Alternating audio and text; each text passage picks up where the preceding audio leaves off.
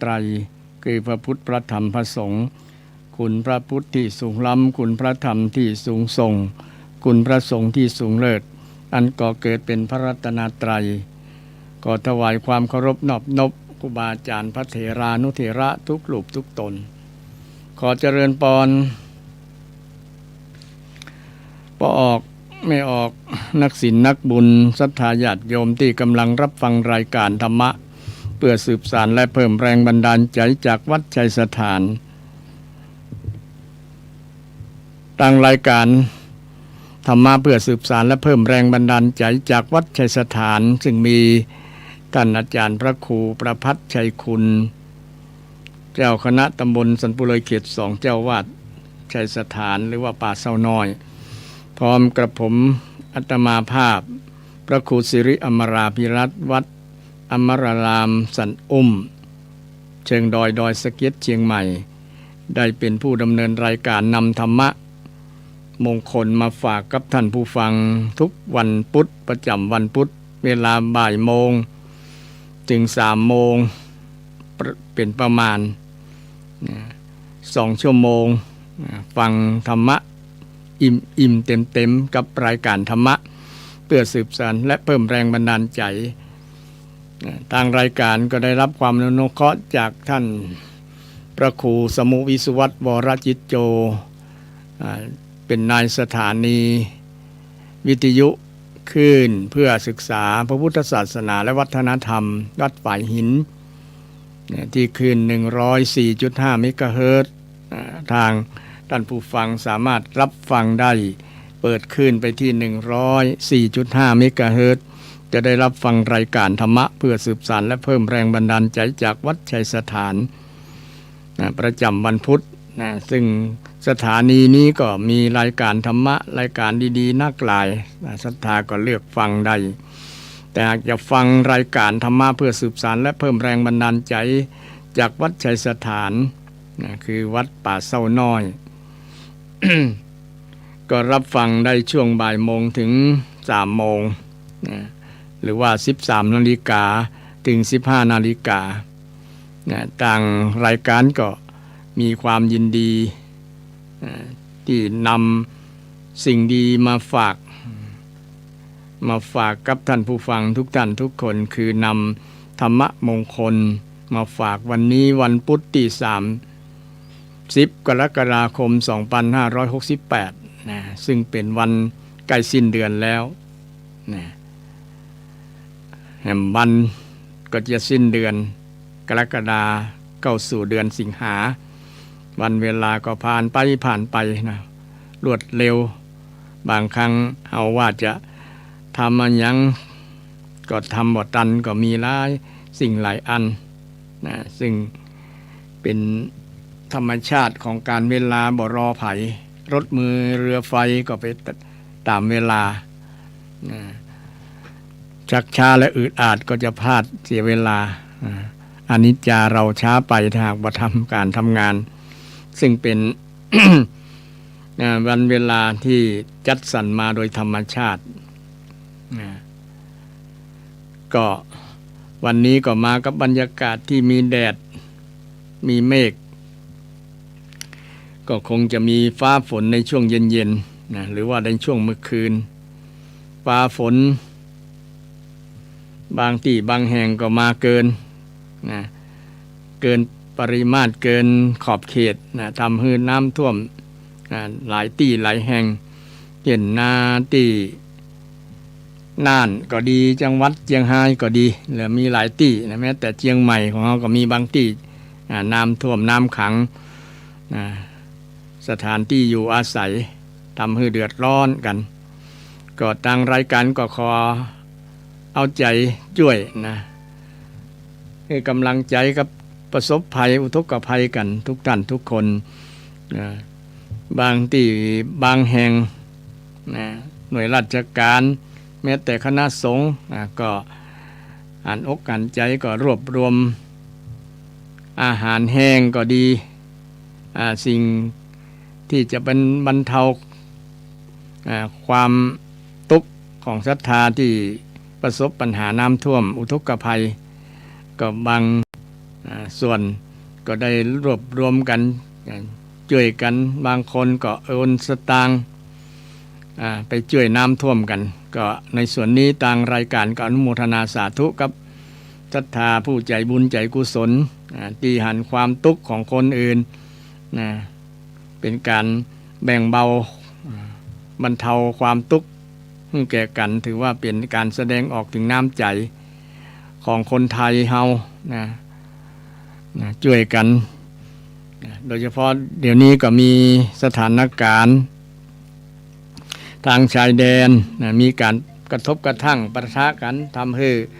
เกิดความเดือดร้อนอาวุธ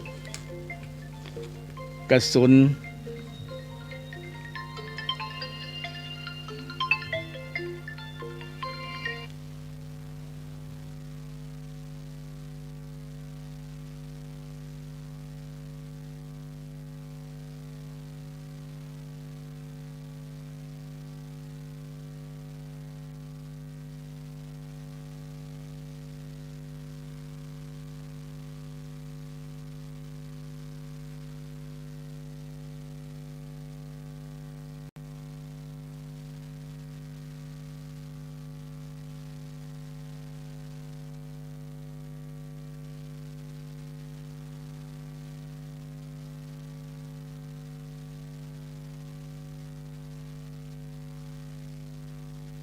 มาภัยที่ตั้งรายการหยุดไปช่วงหนึ่งซึ่งได้ขออนุญาตกับศรัทธารับโทรศัพท์จากศรัทธาญาติโยมอย่างว่าละคนตู้เจ้าที่เป็นเจ้าอาวาสเนาะเป็นตู้หลวงก็เป็นคนของสังคมศรัทธาก็มาปรึกษาหารืออันนั้นอันนี้นะก็ให้ความปรึกษาหารือไปนะแก้ปัญหากันไปนะซึ่งก็เป็นสิ่งหนึ่งที่ศรัทธาเปิ่งปาอาศัยเป็นสังฆังสรณังคัจฉามินะก็มีครูบาอาจารย์พระสงฆ์องค์เจ้าเนี่ยเป็นทำหน้าที่ของความเป็นพระภิกษุนะคือช่วยเหลือเอื้ออาทรกับศรัทธาที่ได้รับภัยจากธรรมชาตินะรับภัยจากอุทกภัยน้ำท่วมนะก็ช่วยเหลือกันไปเนาะก็ขออนุโมทนาขอบคุณในน้ำใจของครูบาอาจารย์พระสงฆ์องค์เจ้าและศรัทธาญาติโยมที่ช่วยเหลือเกื้อกูลเอื้ออาทรกันนะโดยการนำอาหารแห้งเข้าป่าอาหารของใจของสอยของบริโภคตลอดถึงนำปัจจัยเงินทอง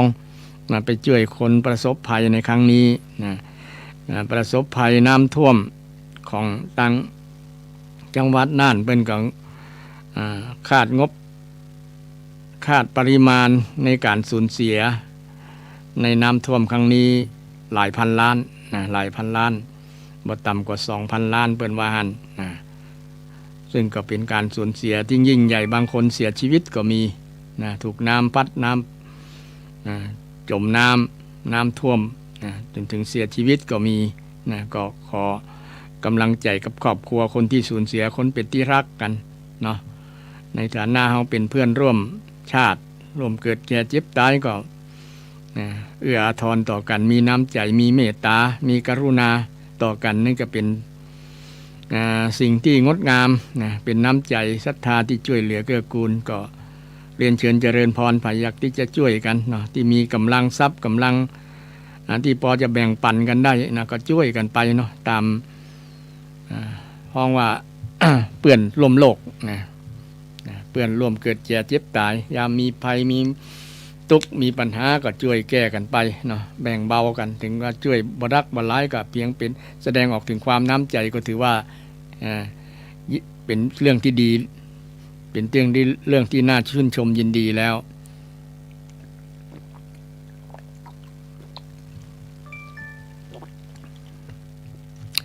ในรายการธรรมะก็ขอเจริญพรและขอบคุณทุกท่านทุกคนที่มีน้ำจิตน้ำใจไหลไปสู่คนที่กำลังมีภัยอุทกภัยน้ำท่วมกันในช่วงนี้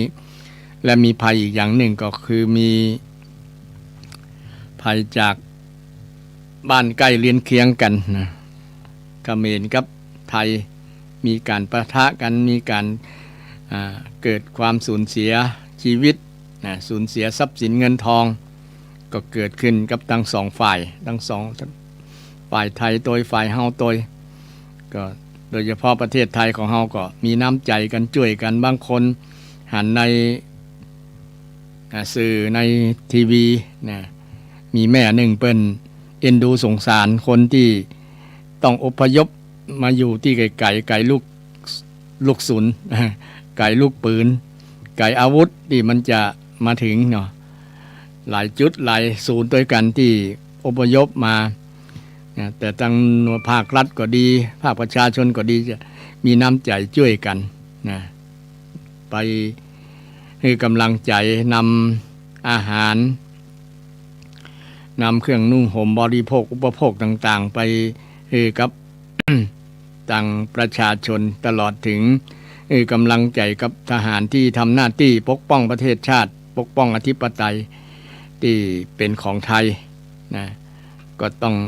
ขอบคุณผ่านรายการนี้ไปโดยที่มีน้ำใจต่อกันจริงเกิดสงครามที่ไหนเกิดภัยที่ไหนก็สร้างความหายนะที่นั่นเพราะว่าสงครามบอกเกิดผลดีแต่มีบุคคลมองในแง่ดีว่าถ้าสงครามเนี่ยเกิดสงครามก็นำไปสู่ความสันติสุขเพราะว่าหันโทษของสงครามเกิดความเสียหายสูญเสียชีวิตอย่าง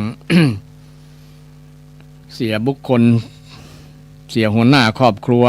โดยเฉพาะคนที่เป็นทหารนายพันตลอดถึงนายพลที่เป็นผู้บังคับบัญชาเป็นผู้สั่งการที่จะให้ทหารผู้อยู่ใต้บังคับบัญชาได้รักษาอธิปไตยซึ่งก็ต่างโดยเฉพาะต่างประเทศไทยของเราก็ทำถูกต้องซึ่งบ่ผิดกฎหมายของสหประชาชาติบ่ผิดกฎหมายของสากลของโลกทำตามกฎกติกาเมื่อเปิ้นเริ่มก่อนเราก็มีการโต้ตอบแต่เราโต้ตอบโดยมีมนุษยธรรมที่บ่เน้นกับบุคคลแต่เน้นกับยุทโธปกรณ์ทำลายฐานทัพทำลายอาวุธที่ร้ายแรงทำลายแต่มันก็ไปโดนถูกทหารที่กำลังจะ กำลังจะยิงอย่างนั้นก็ตายไปนักหลายทีเดียวสรุปก็คือฝ่ายเขาตายนักกว่าเฮาแต่ก็บอกควรจะมีเพราะว่ามันสร้างความสูญเสียทั้งสองฝ่ายก็ควรจบด้วยสันติด้วยการการจากันอย่างเฮาทะเลาะกันคนบ้านใกล้เรือนเคียงทะเลาะกันเนี่ยจะถึงกับประหารฆ่ากันมันก็บ่ถูกมันก็จะเกิดความสูญเสียมีแต่เสียอย่างเดียวถ้าฝ่ายหนึ่งตายฝ่ายหนึ่งก็จองเวรจะเอาชนะค้าคานกันโต้ตอบกันให้ได้บ่มีที่สิ้นสุดสงครามก็เช่นเดียวกันก็หาทางช่องว่างโอกาสเวลาที่จะเอาคืนอย่างประมาณนั้นมันบ่มีสิ้นสุดถ้าจะมีสิ้นสุดก็ด้วยการ พูดจากันเข้าใจกันพูดจากันเข้าใจเพราะว่ามนุษย์นี่เป็นผู้ที่มีเหตุมีผลบ่ได้ตัดสินใจด้วยอารมณ์บ่ได้ตัดสินใจด้วย สิ่งที่มันเอาประโยชน์ส่วนตัวข้างเดียวต้องตัดสินใจด้วยเหตุด้วยผลด้วยความถูกต้องด้วยสิ่งที่เป็นประโยชน์กว่าบ่เอาสิ่งที่เป็นประโยชน์กว่ามาทำลายประโยชน์ที่เป็นประโยชน์น้อยกว่าเช่นบางคนอาจจะจะแย่ง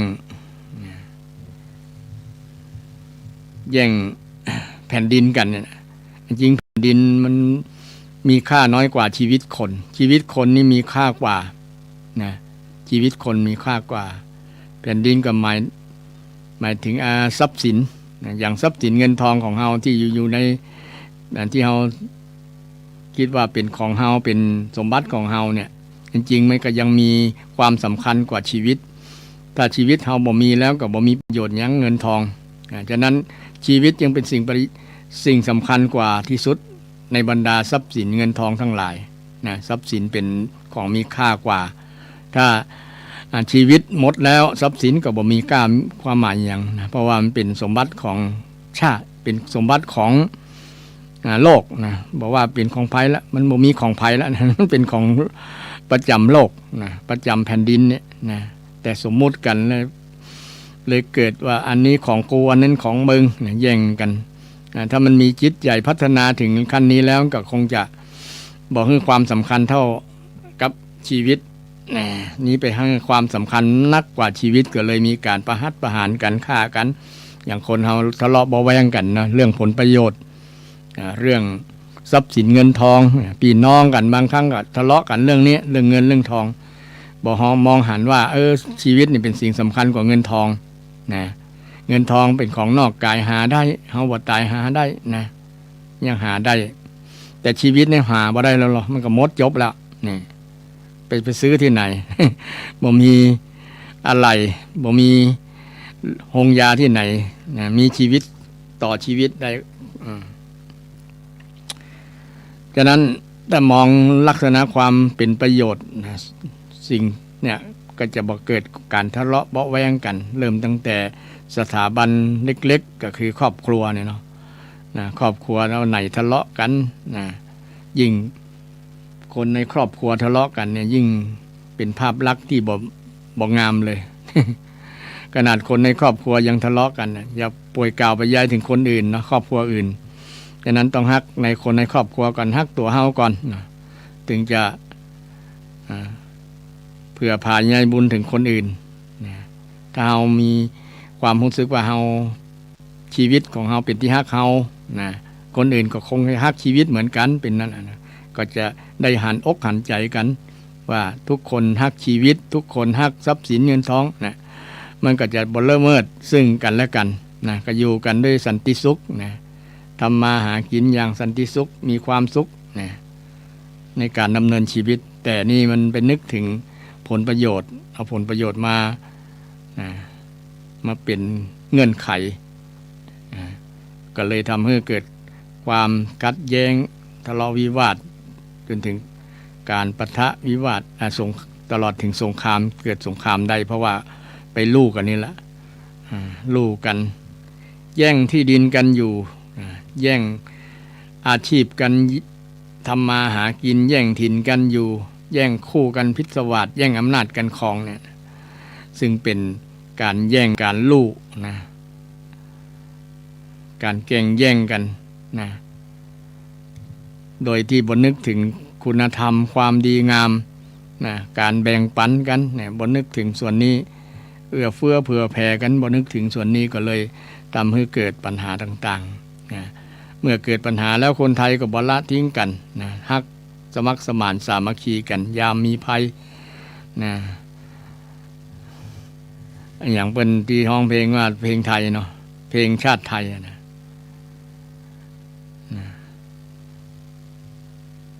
แต่ถึงรบไม่ขาดนะยังคือบอกขาดบอกคลาดบอกขี้ขาดเวลาจะลบนะไทยรักสงบนะไทยถึงรักสงบนะสงบเอาความสงบเป็นที่ตั้งสงบสันตินะรักสันติบอกไปต่อแย่ไปก่อนมีแต่คนอื่นมาต่อแย่ มีแต่คนอื่นมาต่อแย่มาลู่เอาแผ่นดิน มาลู่เอาแผ่นดินนะประเทศไทยก็เลยจำเป็นต้องโต้ตอบนะโต้ตอบเดี๋ยวนี้ก็คนทั่วโลกก็ประนามนะ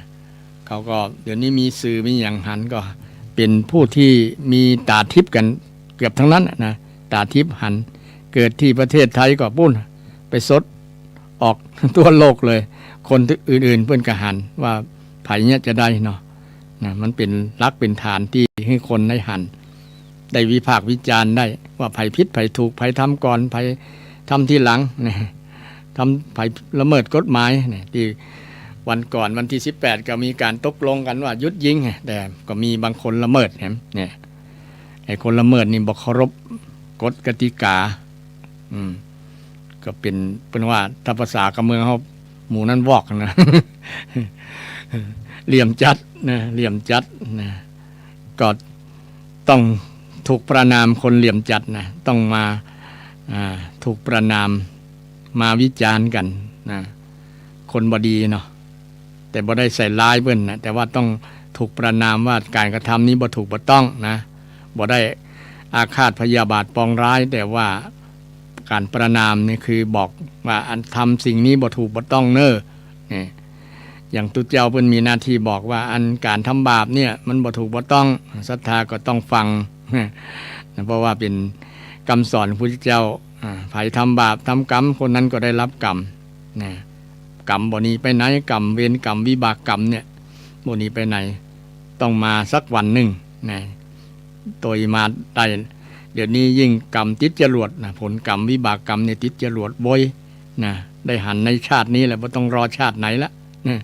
ชาตินี้ได้หันเลยนะฉะนั้นคนทำบาปกรรมนะทำสิ่งที่เป็นอกุศลกรรมทั้งหลายนะก็จะได้หันบ่อยๆนี้นะแต่เรื่องกรรมนี่เนาะศรัทธานั่นก็เป็นคำสอนที่พระเจ้าสอนให้หันได้ชัดหันในวันนี้เลยเช่นเฮาคิดดีเนี่ยผลของมันก็เกิดกับใจเฮานะใจเฮาก็สบายบ่วุ่นวายบ่เดือดร้อนเนาะถ้าคิดดีอย่างศรัทธาคิดจะช่วยคนอื่นคิดเมตตาเนี่ยใจก็ม่วนสบายนะคิดจะทำบุญเนี่ยเนาะใจเป็นกุศลเนี่ยมันก็ดีต่างกับคนที่คิดบ่ดีนะคิดจะทำร้ายคนอื่นเช่นฝ่ายตรงกันข้ามกับคู่กรณีฝ่ายตรงกันข้ามกับคู่กรณีเนี่ยคิดร้ายจะทำร้ายนะจะเอาแย่งเอาพื้นดินอธิปไตยของไทยเนี่ยมันก็นอนบ่หลับละหมู่นั้นนะมันคิดเมื่อไรจะหาช่องทางหาโอกาสนี่เอาไปมาคนที่ บริสุทธิ์ประชาชนบ่ฮู้อีโหนอีเหน่ก็ได้รับผลนะอันนี้คนที่ได้รับผลเนี่ยถ้าเรื่องกรรมก็คือสมัยอดีตชาตินะเคย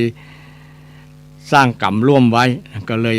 ได้รับผลนะคนที่เสียชีวิตจากระเบิดจาก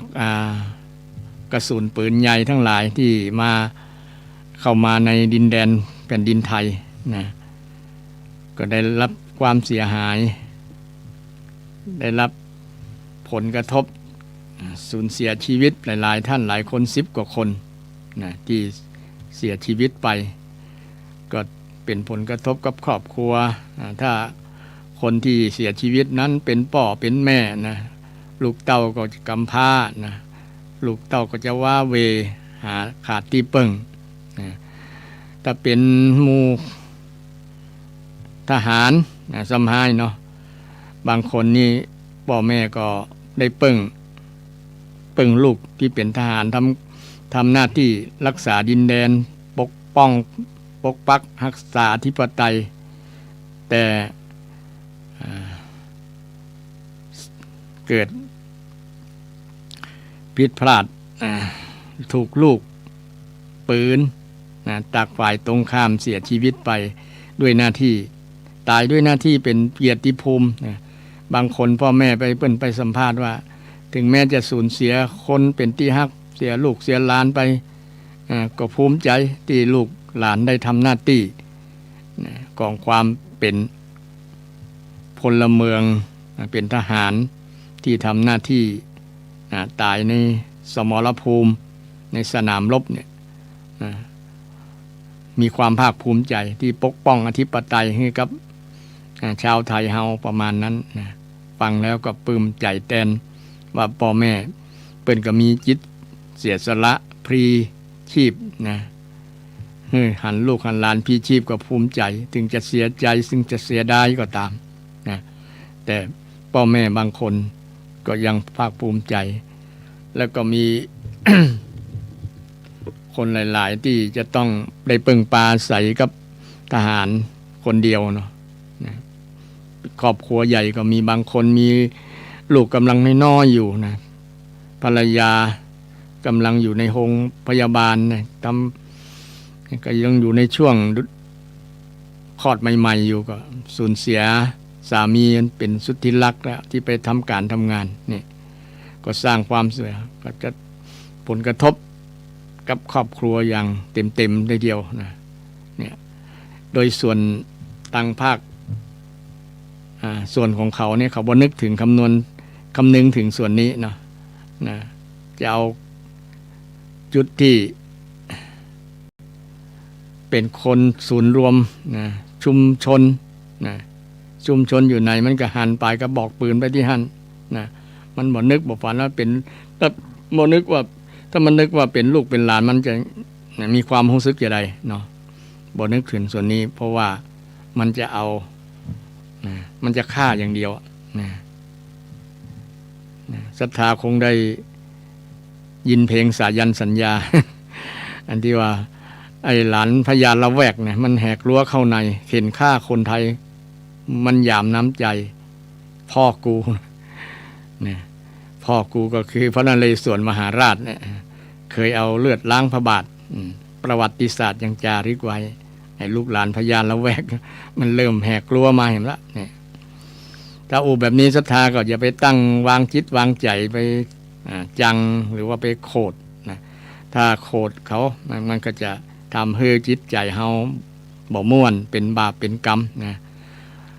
จะนำไปสู่วจีกรรมนะบาห้านี่บาวอก ประมาณนั้นนะจะทำให้เป็น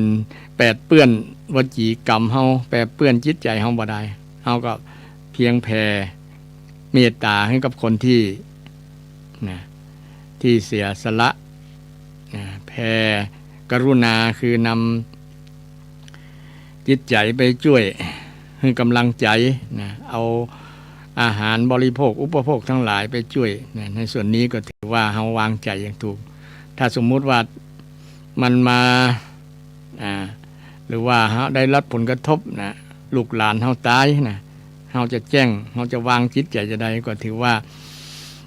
พุทธองค์ได้สอนไว้ว่าวางอุเบกขาคือเฉยต่ออารมณ์ที่เฮาจะโกรธจะเกลียดนะจะโกรธจะเกลียดนะเพราะว่าโกรธไปแล้วเกลียดไปแล้วมันก็บ่ดีอย่างขึ้นบ่ทำให้อย่างดีขึ้นซ้ำก็ยังทำให้จิตใจของเฮามันพลอยเศร้าหมองไปโดยนะพลอยเศร้าหมองไปโดยก็นึกว่ามันเป็นกรรมของนะกรรมของคนสร้างกรรมเองแล้วก็เป็นกรรมของลูกหลานเฮาที่ในอดีตคงจะเคยทำกรรมสร้างกรรมต่อกันมาประมาณนั้นนะประมาณนั้นอันนี้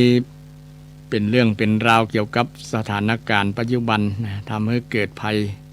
อุทกภัยนะแล้วก็ภัยเกี่ยวกับสงครามนะเกี่ยวกับการปะทะกันระหว่างทหาร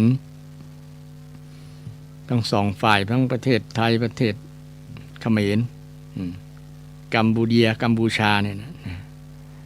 เราก็ได้ต้องวางใจนะบางคนเป็นทุกข์ใจเนาะ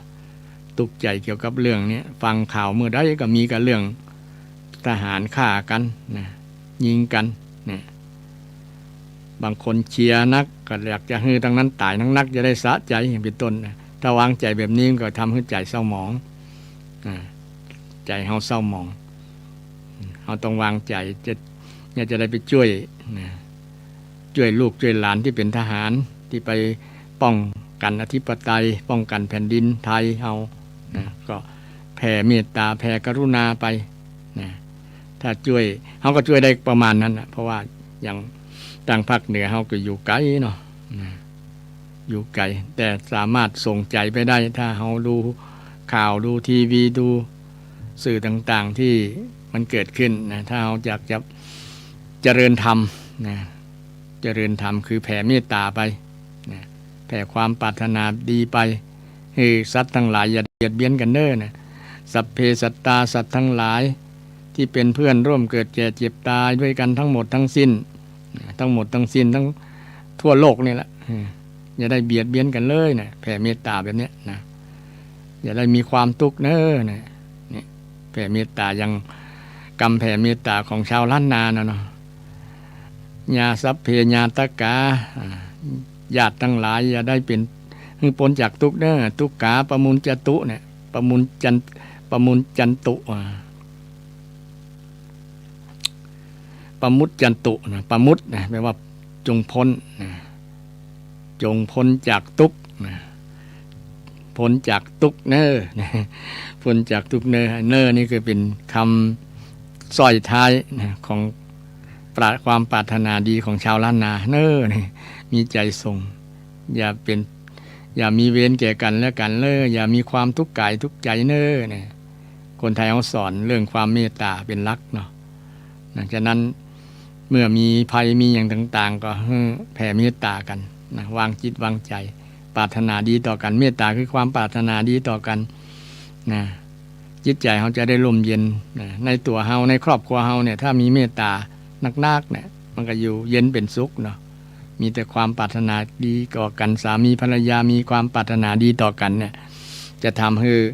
ครอบครัวนั้นร่มเย็นเป็นสุขบ่มีความทุกข์นะบ่มีความทุกข์ในเรื่องนั้นนะได้เกินไปตั้ง30กว่านาทีแล้วนะ เกี่ยวกับเรื่องภัยอุทกภัยก็ดีนะสมรภูมิลบเรื่องการประหัตประหารกันเรื่องลบราฆ่าฟันกันเรื่องการปะทะกันก็เป็นภัยที่ทำให้เกิดความเสียหายในรายการทางรายการธรรมะเพื่อสืบสานและเพิ่มพลังเพิ่ม เพิ่มแรงบันดาลใจจากวัดชัยสถานก็ขอส่งใจให้กับผู้ประสบภัยทั้งหลายนะให้ได้รอดปลอดภัยจากภัยที่กำลังประสบอยู่นะให้ปราศจากทุกโศกโรคภัยกันนะทุกท่านทุกคนด้วยความปรารถนาดีจากรายการธรรมะเพื่อสืบสานและเพิ่มแรงบันดาลใจนะก็หันอกหันใจและให้กำลังใจกันตลอดเวลานี่ก็เป็นกำลังใจหนึ่งถึงแม้ว่าจะอยู่ไกลแต่ก็ใจก็ยังถึงกันอยู่เพราะว่าใจเฮานี้ส่งไปมันบ่มีขอบเขตส่งไปถึงพรหมโลกก็ได้ มันไปได้นะใจคนเฮานะอย่างศรัทธาลองสังเกตเวลาคนเฮาคึดเติงหากันเนี่ยอย่างลูกหลานไปอยู่ไกลๆเนี่ยอยู่ประเทศนอกประเทศในเนี่ยถ้าเฮาคึดเติงหาลูกหลานเนี่ยลูกหลานก็จะคึดเติงหาเฮาลูกหลานคึดเติงหาเฮาก็จะคึดเติงหาลูกหลานคณะจิตในส่วนนั้นน่ะมันเป็นเรื่องที่เฮาสามารถพิสูจน์ได้นะบางวันลูกหลานไปอยู่ไกลนะบ่ได้โทรมาบ่ได้ส่งข่าวมาเมื่อแล้วก็นึกถึงวันนั้นลูกหลานก็นึกถึงพอดีเพราะว่าส่งใจไปหากันนะถึงแม้จะอยู่ไกลคนละขั้วโลกก็ตามนะใจมันไปถึงกันได้นะใจถึงได้นะซึ่งเป็นเรื่องที่เป็นว่าเรื่องที่พิสูจน์ลำบากมันเป็นเรื่องที่อัศจรรย์เวลาที่เรามีประสบการณ์ที่มีลูกมีหลานอยู่ไกลอยู่ไกลอยู่คนละที่ละแห่งยิ่งศรัทธามีลูกมีหลานเป็นทหารเนาะจากเชียงใหม่ไปประจำการอยู่ตั้งว่าที่เพื่อนลบกันเนาะตั้งภาคอีสานนะเช่นไปอยู่ที่จังหวัดนครราชสีมามันมี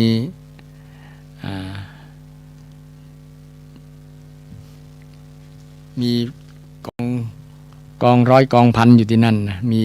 ศูนย์ทหารมีหน่วยทหารอยู่ที่นั่นนักหลายนะบุรีรัมย์หลายๆที่เนาะสกลนครวันนี้ก็มีทหารนะประจำการเป็นกองหน่วยเป็นทหารบกทหารอากาศทหารก็มีหลายที่ลูกหลานบางผู้บางท่านก็อาจจะไปเป็นทหารที่นั่นนะบางคนก็คือเติงหาลูกหลานก็คือเติงหาพ่อแม่นะเพราะว่ากลัวพ่อแม่จะกังวลนะเวลาลูกไปทำหน้าที่บางคนเนี่ยเอาสิ่งที่เป็นสัญลักษณ์ของความเป็นพ่อเป็นแม่นะห้อยคอติดไว้ประจำตัวนะเช่นหูปพ่อแม่บางคนก็เอาเนี่ยก็เอาผ้าถุงเอาผ้าตองป่อมัดไว้ที่คล้องคอว่าอันนี้คือพ่อแม่นะมาอยู่ตัวประมาณนั้นคือกำลังใจเป็นกำลังใจกับลูกหลานนะลูกหลานจะได้อบอุ่นใจหายเป็นห่วงตัวนะหายเป็นห่วงแต่สำคัญหัวอกพ่อแม่นั่นก็คือยังห่วงลูกหลานอยู่ดีเนาะลูกหลานไป ทำหน้าที่นะยิ่งมีได้ข่าวเกี่ยวกับการรบราฆ่าฟันกันก็ทำเป็นธรรมดาของพ่อของแม่ที่จะนึกถึงลูกถึงหลานนะแต่เวลาพ่อแม่นึกถึงลูกถึงหลานเนี่ยจิตใจมันจะถ้าคิดถึงในคณะเดียวกันที่กำลังคิดเนี่ยมันจะไปจนกันพอดี นะไปจนกันพอดีจึงเป็นสิ่งที่อธิบายเป็นสิ่งที่มันพิสูจน์ได้ลำบากนอกจากคนนั้นจะมีประสบการณ์นะมีประสบการณ์ถึงจะรู้ดีว่าสิ่งเหล่านี้มันเกิดขึ้นได้นะโดยเฉพาะพลานุภาพพลังของจิตใจนะมันไปโวยไปไกลนะไปโวยไปไกลไปได้นะวันนี้ก็อยากจะวันกลับมานำธรรมะเรื่องเบาๆมาฝากศรัทธาตะกี้เรื่องนักแล้วเนาะ ฟังแล้วบางคนเครียดนะเครียดกับเรื่องภัยต่างๆนะวิตกกังวลกับคนที่ประสบภัยตัวเอ็นดูสงสารอย่างประมาณนั้นนะตลอดถึงอาจจะทำให้จิตใจเป็นเศร้าหมองนะขุ่นหมองไปตัวกับเรื่องที่เกิดขึ้นโดยเฉพาะเรื่องการปะทะกันเนี่ยเนาะก็เลยนำเรื่องเบาๆมาฝากศรัทธาผู้ฟังวันนี้เพราะว่าตั้งใจว่าจะอู้วันก่อนแล้วนะวันพุธก่อนแต่ว่าวันพุธก่อนนั่นก็กำอู้ปลาไป อย่างวันนี้กำอู้ปลาไปละ40กว่านาทีแล้วเนี่ยนะวันนี้ก็อยากจะนำเรื่องคำสอนของคนบะเก่าคนชาวล้านนาเฮาเนี่ยนะถือว่าเป็นนักปราชญ์ที่ได้ประดิษฐ์คำอู้นะเป็นคำข้าวคำเครืออย่างประมาณนั้นนะอาตมาก็มาอยู่ในภาคเหนือจังหวัดเชียงใหม่ก็30กว่าปีก็ได้ฟังก็ได้จำเอามาเล่าต่อนะซึ่งเป็นคำสอนดีคำสอนนี้เป็นคำสอนแล้วสอนตัวเก่าไม่ใช่คำสอนอื่นไกลเพื่อให้เฮาพิจารณาสอนตัวเก่าเฮาว่าธรรมชาติของคนเฮาเนี่ยมันสอนลำบากสอนกันลำบากบางครั้งมี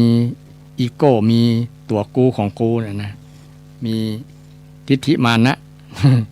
ทิฏฐิมานะบ่ค่อยยอมรับยิ่งมีอย่างนะมีพระมีครูบาอาจารย์มีพระสงฆ์ที่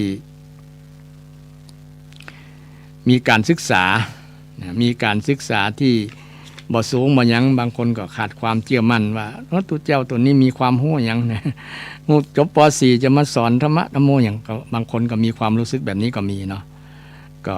เมื่อทราบว่าตัวเจ้าตัวนี้มีความรู้แค่ป .4 นะมาบวชศึกษาพระธรรมวินัยจะรู้หยังประมาณนั้นนะบ่รู้เรื่องโลกเรื่องราวหยังประมาณนั้นเนาะก็เลยบ่อยากจะฟังคือบ่อยากจะฟังธรรมคำสอนนั้นนะก็เลยพลาดโอกาสไปวันนี้ก็อยากจะนำคำสอนที่ดีของนักปราชญ์ล้านนาที่ได้เปิ้นได้ผูกคำข้าวคำเครือไว้ซึ่งเป็นประโยชน์นะถ้าใครจำได้ก็ไปเป็นคำสอนตัวเก่าได้นะถือว่าเป็นคาถาสอนตัวเก่านี่แล้วเนาะนะซึ่งมีอยู่8ข้อด้วยกันวันนี้อาจจะบ่จบนะก็ทำบ่จบก็ไปพุทธหน้ากันแล้วกันนะเพราะว่ามันมีตั้ง8ข้อนะหรืออาจจะจบก็แล้วแต่นะเหตุการณ์ ธรรมะพาไปนะกรรมพาไปพาไปสั้นๆก็คงจะจบอยู่นะสรุปก็จะจบแต่ถ้ายาวนะขยายโยงนั่นโยงนี้อาจจะยาวอาจจะบ่จบนะที่ว่าคาถาสอนตัวเก่านี้ก็มีอยู่8ข้อด้วยกันนี่ศรัทธาท่านใดมีสมาธิตั้งใจฟังก็จะจำได้นำไปสอนตัวเก่าได้นะก็มีกรรมที่ว่าของบดีดูอย่าไปดูเด้อตานี่ข้อที่1ของบดีดูอย่าไปดูเด้อตาข้อที่2ของบดีจาอย่าไปจาเด้อปาก ของบดีอยากอย่าไปอยากเด้อต้องนี่ของบดีย่องอย่าไปย่องเด้อตัวของบดีกลัวอย่าไปกลัวเด้อใจของบดีไปอย่าไปเด้อตีนนี่ของมีกล้ามีศีลอย่าไปเอาเด้อมือของบดีอย่าไปเด้อหูนี่8ข้อเนี้ยศรัทธาคงเคยได้ยินอยู่เนาะศรัทธาด้านไหนคุ้นหูอยากจะอธิบายเพิ่มเติมก็เรียนเชิญเจริญพรได้หรือว่ามีคติธรรมอย่างที่จะมาอู้มาจ่าสนทนาธรรมในรายการนี้ก็ยินดีที่จะรับโทรศัพท์เพื่อศรัทธาได้แสดงได้นำสิ่งดีๆมาบอกมากล่าวในผ่านทางรายการนี้ก็ทางรายการก็ยินดีแล้วนะโทรศัพท์มาที่เบอร์ที่053เบอร์053114332นะ053114332นี่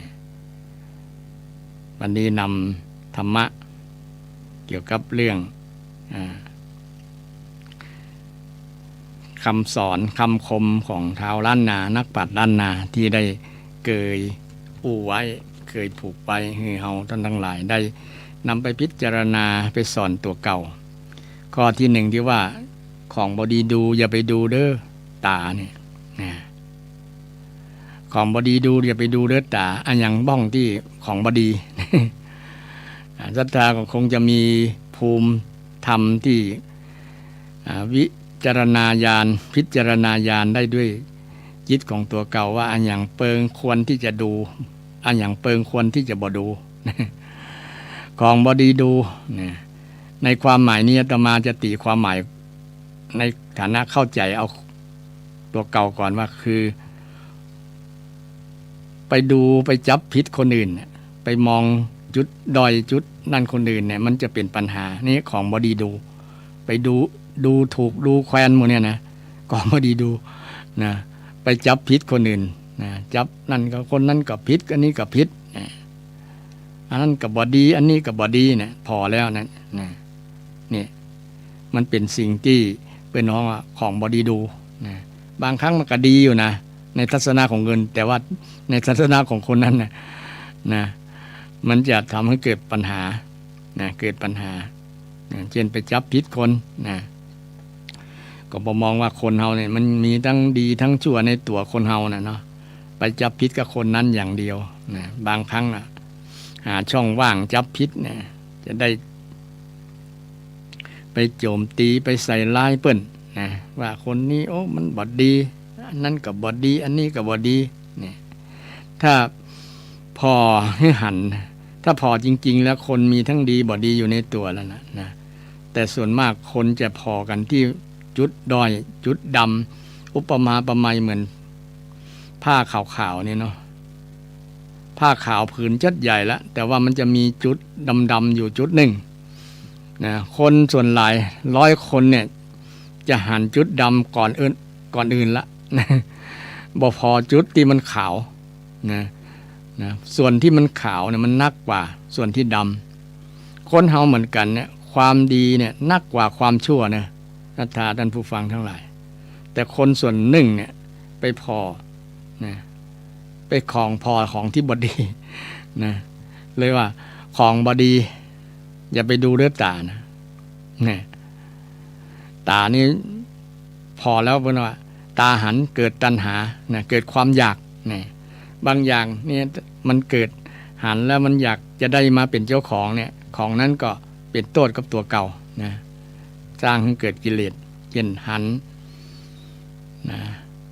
นความหล่อๆงามๆก็อยากมาได้เป็นคู่ครองก็เกิดความทุกข์สิ่งที่หันแทนที่จะหันความดีนะไปหันความงามไปหันอะไรอย่างไปหันรูปลักษณ์หน้าตาความสำคัญเรื่องหน้าตานักกว่าแทนที่จะพอให้มันทะลุความ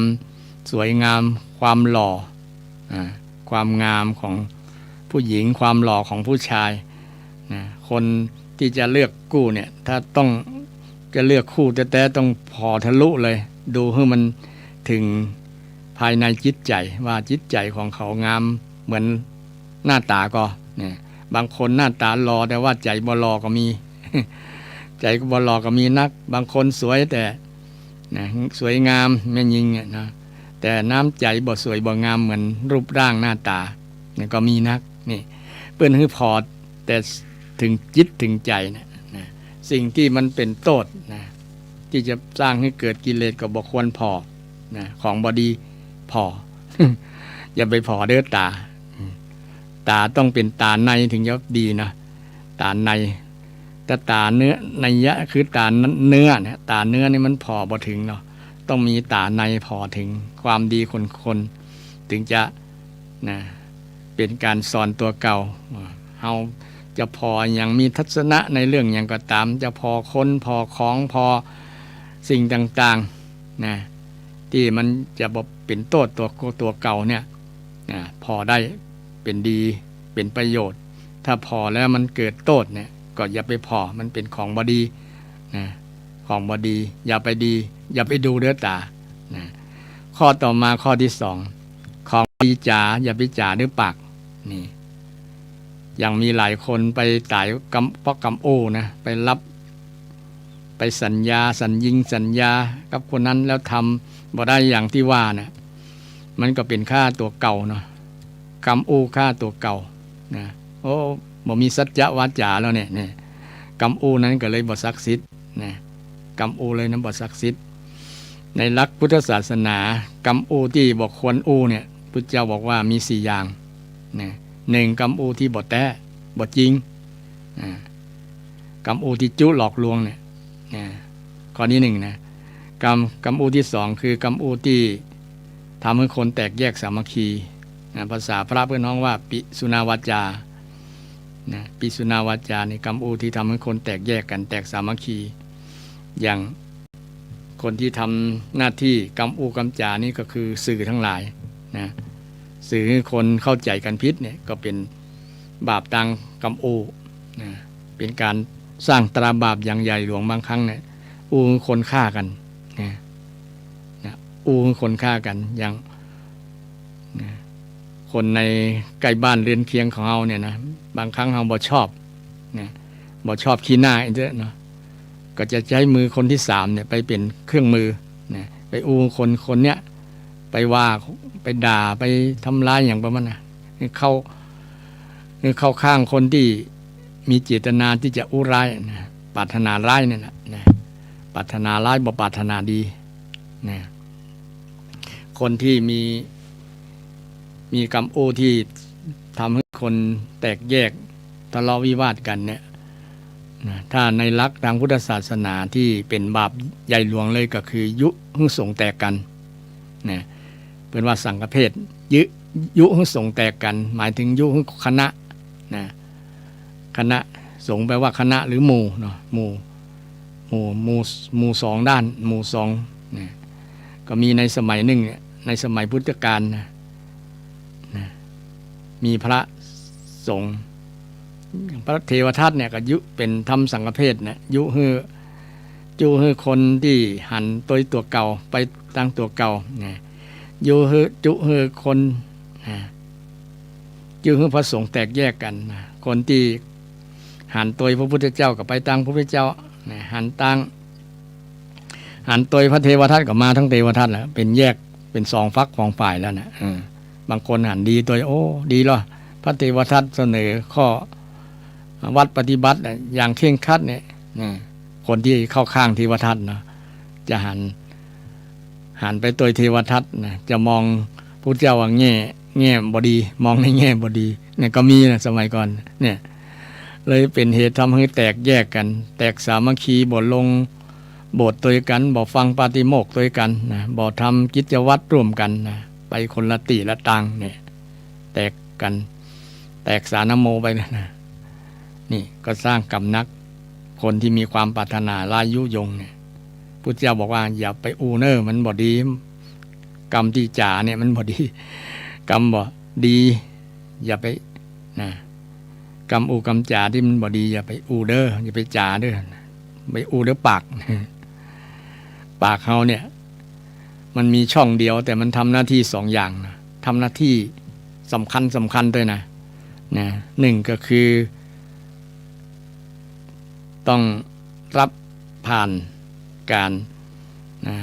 เกี่ยวกับเรื่องกินเรื่องดื่มเรื่องเสพทั้งหลายเนี่ยผ่านปากโดยเฉพาะเรื่องกินเนาะต้องผ่านปากถ้าปากบ่นี่กินบ่ได้ละนะนอกจากจะเอาทั้งเข้าทั้งสายยางนะถ้าปากมันปิดหีอย่างเนี่ยนี่แสดงว่าปากนี้มีบทบาทสำคัญถ้าปากบ่รับแล้วเนี่ยก็บ่มีอาหารจะผ่านท้องไปเลยนะก็จะเดือดร้อนทั้งท้องตัวทั้งร่างกายจะบ่มีสารอาหารที่จะหล่อเลี้ยงร่างกายให้ร่างกายนั้นได้เข้มแข็งได้ดำเนินต่อไปได้อย่างสะดวกสบายเพราะปากนี่เองปากมันรับมาก็รับอาหารรับสิ่งต่างๆมาเพื่อให้เลี้ยงดูร่างกายให้แข็งแรงให้อยู่ได้ดีและหน้าที่ของปากอย่างที่สองก็คือสื่อสารหรือว่าใจกำอูเนี่ยก็เป็นสิ่งที่สำคัญเช่นเดียวกันคนเฮาที่อยู่ด้วยกันอย่างเข้าใจกันแล้วก็มาจากปากเนี่ยสื่อให้กันได้เข้าใจถูกต้องนะถ้าบ่มีปากนี้อาจจะใช้ภาษาใบ้ใช้มือใช้หยังแต่มันก็บอกชัดเจนเหมือนปากเนาะมันเปล่งไปแล้วมันได้ยินเข้าหูมันก็รับรู้ว่าเปิ้นอู้หยังเปิ้นหยังเนี่ยก็จะเข้าใจสิ่งที่คนสื่อสารมาอู้มานี่ปากมีหน้าที่สื่อสาร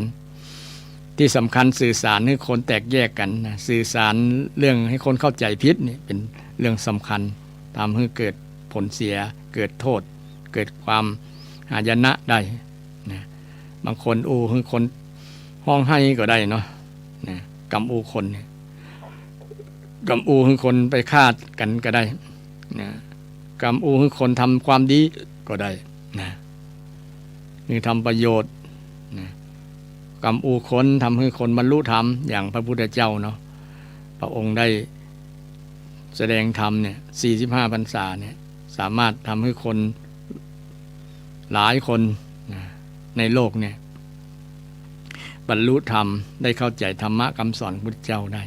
นี่ก็มาจากปากนี่แหละฉะนั้นสิ่งที่บดีจาก็บดีจาด้วยปาก ก็จะไปอู้นะปิดปากไว้นะมีวัดบางวัดนะเพิ่นแปลงไงหุ่นคนนะปิดปากเนาะปิดหูปิดตาปิดปากนี่ปิดหูเสียบ้างปิดตาสองข้างปิดปากไว้บ้างแล้วจะนั่งสบายนี่เพราะว่าปัญหาต่างๆมันเกิดจากตาดูจากหูมันฟังนะจากปากมันโอ้สร้างปัญหาให้กับตัวเก่านะฉะนั้นของบดีจาอย่าไปจาอย่าไปของบดีอู้นะของบดีพูดอย่าไปพูดนะมันจะเกิดโทษตัวเก่าเกิดโทษต่อคนอื่นเกิดโทษต่อสังคมเกิดโทษต่อส่วนรวมเกิดโทษต่อประเทศชาติเกิดโทษต่อโลกได้นะคำอู้ของคนคนเดียวนี่แหละนะมีอิทธิพลนะโดยเฉพาะคนที่เป็นผู้นำนะเป็นผู้ที่มีอำนาจเป็นผู้มีบารมีเนี่ยอู้ไปแล้วเนี่ยมันเป็นผลนะเป็นผลฉะนั้นเปิ้นก็พิจารณาเรื่องกำอูกำจาคนโบราณล้านนาแต่ก่อนนะนักปราชญ์แต่ก่อนเปิ้นก็นำมาอู้ของบดีจาอย่าไปจาเด้อนะปาก ในหลักความสอนพระเจ้ามันก็ตรงอยู่แล้วเนาะพระเจ้าสอนว่าสิ่งที่คนบอกควรอู้หนึ่งความบ่จริงบ่แท้นะเว้นจากคำอู้ที่เท็จนะภาษา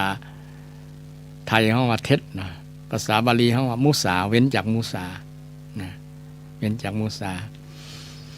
นะกรรมอู้คำที่สองก็คือเว้นจากปิสุนาวาจาคืออู้คำที่ปรารถนาดีนะอู้คำที่ปรารถนาดีแทนนะเว้นจากกรรมอูที่เท็จเว้นจากกรรมอูที่ส่อเสียดนะคืออูคนพิษหัวกันข้อที่สามเว้นจากคำหยาบนะคำหยาบคำบบม่วนหูเนาะภาษาบาลีเป็นห้องอปรุสวาทคำที่หยาบคลายนะ คำที่หยาบคายภาษากำเมืองมีอย่างพ้องนะมีบอกมี มีอย่างหลายๆนะคิงฮาบะไฮนี่ก็เป็นคำสาปเหมือนกันเนาะยกเว้นที่คนสนิทกันนะที่ในนามเป็นเพื่อนกันกับพออู้กัดจากันได้แต่เอาสัตว์เอาอย่างกรรมที่มาเปรียบเปรยนะมากระทบกระแทกดัดแดกดันหมดเนี่ยนะเป็นคำหยาบนี่มันมากระทบหูแล้วฟังบ่ม่วนนะเกี่ยวกับ มันทำให้เกิดโทษนักกว่าประโยชน์นะกรรมอู้ต่อมานะกรรมอู้ที่มันบ่เป็นประโยชน์นะเว้นจากกรรมอู้ที่บ่เป็นประโยชน์ภาษาพระเป็นห้องว่าสัมผัสปราบนะสัมผัสปราปะเนี่ยนะกรรมอู้ที่บ่เป็นประโยชน์เนี่ยเป็นกรรมอู้ที่บ่ควรจ๋ากรรมอู้ที่บ่ควรอู้นะของบดีจ๋าเนี่ยของบดีอู้เนี่ยจะไปอู้เด้อปากตั้ง4ข้อเนี่ยงดเว้นแล้วมาอู้4ข้อคือ1ความจริงนะ2กรรมอู้ที่ปรารถนาดีที่เป็นห้องว่าเมตตานะจะอู้จะจาก็ต้องอู้ด้วยความปรารถนาดีบ่ใช่ปรารถนาร้ายนะลองถามตัวเก่าสอนตัวเก่าเขาก็อู้ไปแล้วเนี่ยปรารถนาดีก็นะอย่างอาตมากำลังอู้นี่ก็อู้ด้วยความปรารถนาดีนี่ด้วยความเมตตาต่อศรัทธาที่ฟังอยากจะให้ศรัทธาเข้าใจคำสอนพุทธเจ้าบางคนบ่เข้าใจคำสอนก็อาจจะทำตัวประพฤติตัวผิดพลาดไปก็ได้เพราะว่าบ่ได้ยึดลักคำสอนนะโดยเฉพาะลักกรรมอู้นะลักกรรมอู้เนี่ยมีวิธีอู้จะได้ตัวให้มันเกิดโทษบ่เกิดผลเสียต่อตัวเก่านะพุทธเจ้าก็บอกว่า1ประกอบด้วยการละเวลาเนาะ2เป็นความจริงไม่ใช่ความเท็จนะอู้ความจริงสัจจะวาจานะกรรมอู้ที่เป็นจริงบ่เป็นเท็จนะบ่จุหลอกลวงนะบ่จุหลอกลวงเอาผลประโยชน์จากคนอื่นด้วยกรรมอู้นะเป็นกรรมอู้ที่ประกอบด้วยเมตตานี่กวนอู้ประกอบด้วยคำไพเราะเป็นน้องปิยวาจานี่พุทธเจ้าก็สอนจะอู้จะได้ก็คือมันม่วนนะบ่เป็นคำหยาบนะไพเราะน่าฟังนะไพเราะน่าฟังแล้วก็ที่สำคัญมีประโยชน์นะถ้ามันบ่มีประโยชน์จะไปอู้ บางครั้งมันกำอู้ม่วนก็ดีนะประกอบด้วยเมตตาก็ดีก็ความจริงก็ดีอู้ไปแล้วคนมหันประโยชน์ก็บ่ต้องอู้นะมันบ่เป็นประโยชน์มันบ่เกิดประโยชน์กับคนฟังนะบ่เกิดประโยชน์กับคนฟังบ่คนอู้นะพุทธเจ้าก็สอน5อย่างเนาะสิ่งที่ควรอู้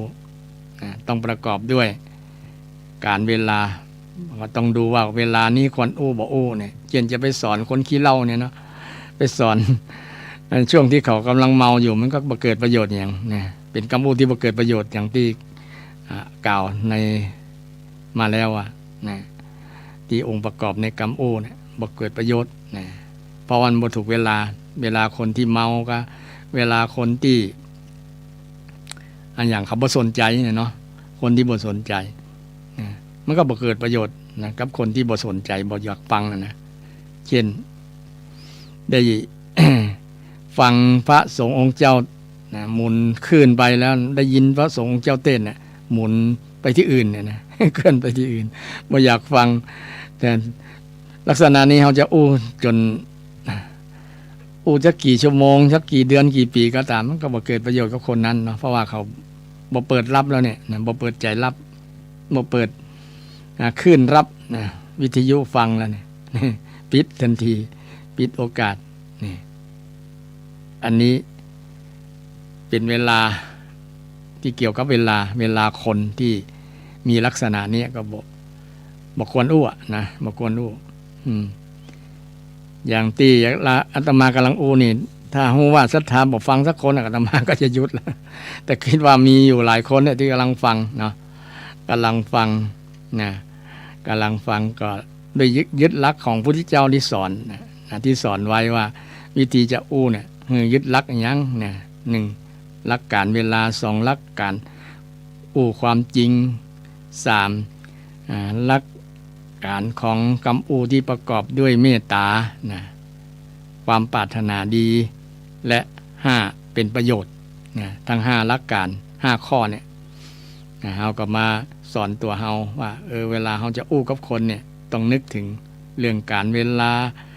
กรรมของเฮาที่ไปนะมันเป็นความจริงก็บ่ใช่กรรมจุก็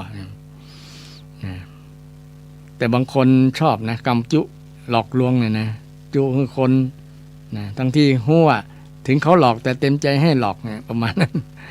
นะเอาสนุกสนานเฮฮาอย่างทั้งที่มันบ่เป็นความจริงนะ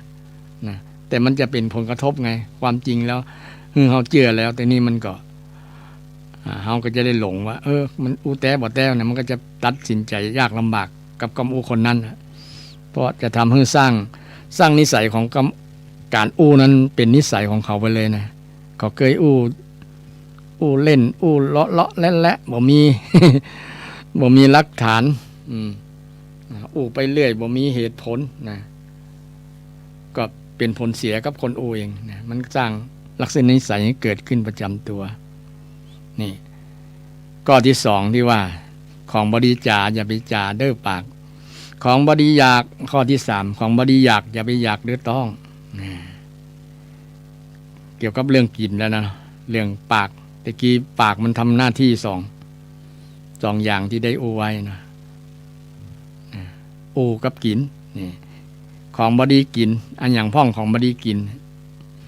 ของบดีกินที่ของที่ได้มาด้วยบ่ถูกต้องเช่นเฮาไปลักมาอาตมาก็เคยลักของเขากินนะสมัยเป็นละอ่อนเนาะไปลักบัดเต้าบัดแตง นะไปลักแต่ลักนี้ก็ลักแบบมีมารยาทละขอนะคือเปิ้นบ่อยู่แล้วก็ฮู้ว่าเปิ้นบ่อยู่นะแต่ว่าบอกขอนี้กำเนิดสักแกนเนอร์เนี่ยนะบอกห้องตะโกนบอกนะใครคือเปิ้นฮู้นะแต่เปิ้นจริงๆก็อยากจะไปบอกเปิ้นนั่นแหละแต่ว่าเปิ้นบ่อยู่ก็เลยนะ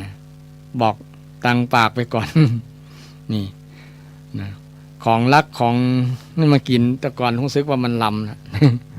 แต่มันจะสร้างนิสัยที่บ่ดีให้กับเฮานะศรัทธาก็ส่วนถือว่าส่วนหลายที่ละคนแต่ก่อนเนาะปลูกบัดเต้าบัดแตงอยู่กลางให้กลางนานะกลางอันตีมันดอนๆนะเวลาหน้าฝนหน้าเนี้ยมาเนี่ยมันก็จะมีลูกมีผลผลิตมากำลังสุกนะไปเคาะบัดเต้ามันดังป๊กป๊กป๊กป๊กแต่ก่อนมีซุปกันนึกถึงภาพแล้วอ่อนนะอันนี้มันเล่าสู่ศรัทธาว่าของลักษณะนี้มันบดีเอามากินเนี่ยแต่มันมีแล้วแต่สมัยรับรอนเขายังบอกฮู้เรื่องฮู้ราวอย่างเนาะ เรื่องการอันทินนาทานเอาสิ่งของที่เจ้าของไม่ได้ให้เนี่ยถ้าเขาหวงมีเจ้าของเนี่ยก็ผิดศีลข้อที่2มันก็อันทินนาทานสิ่งที่คนไม่ได้ให้เนี่ยสิ่งของที่คนอื่นไม่ได้ให้เราเอามาเป็นเจ้าของเอามากินมาบริโภคมาใช้เนี่ยถือว่าผิดศีลคนอื่นถ้าเขาฮู้ว่าคนนี้รักไปเขาก็จะเสียใจเนาะก็จะเดี๋ยวนี้ก็จะฟ้องร้องกันนะฟ้องร้องกันคนนี้ลักขโมยเอาทรัพย์สินไป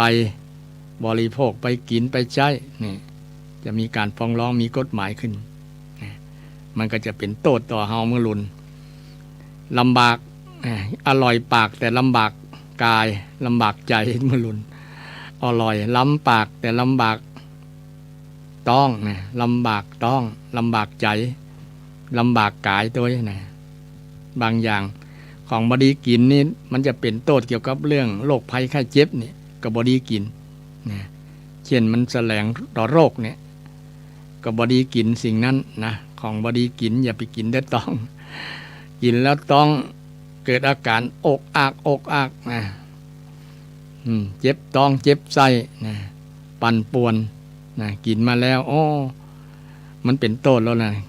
สิ่งที่กินแล้วนะมันเป็นโทษเป็นโทษต่อร่างกายก็เป็นการเรียนรู้ก็แล้วกันเนาะเป็นการสอนนะ ประสบการณ์โดยตรงว่าอันนี้มันทำให้ร่างกายบ่รับเนอะนะปฏิเสธร่างกายปฏิเสธนะบางครั้งลุต้องนะเจ็บต้องจากการไปกินของแสลงของบ่ถูกกับร่างกายของเฮาเนี่ยก็บ่ควรกินแต่บางคนสิ่งที่ตั้งที่หู้อยู่แต่ไปกินเนี่ยเช่นกินสุราดื่มสุราเนี่ยเนาะไปดื่มไปกินนะซิมดื่มยากินยายาบ้าหมดเนี่ยนะของบ่ดีกินแต่ไปกินกันไปเมากันนะบุหรี่ก็ตามไปสูบไปกินกันนะมันเป็นโทษนะเป็นโทษนักกว่าประโยชน์นะประโยชน์มันก็มีน้อยเดียวนะที่ว่าเป็นประโยชน์ก็คือมันลืมความทุกข์ความสุขอย่างนั้นลืมปัญหาต่างๆมันจะลืมชั่วคราวแต่มันสว่างเหล้าสว่างยาแล้วมันก็จะเป็นโทษนักกว่านะจะทำให้เป็นปัญหา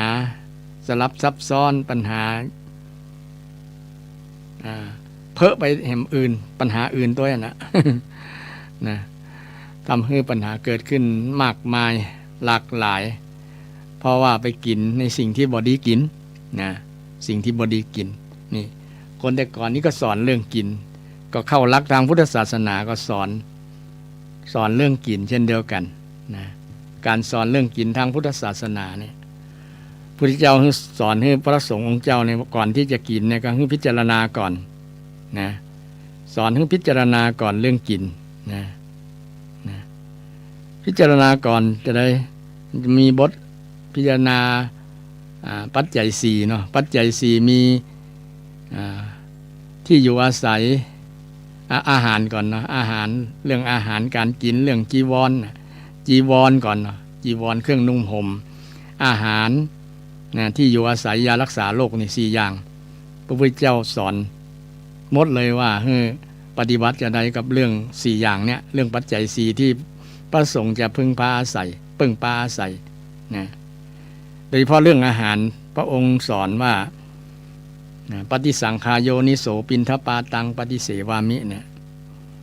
เราพิจารณาโดยแยบคายนะโยนิโสโดยแยบคายนะปฏิสังขายโยพิจารณาก่อนนะก่อนฉันบิณฑบาตนะปินทปาตังปฏิเสวามิก่อนจะเสพนะ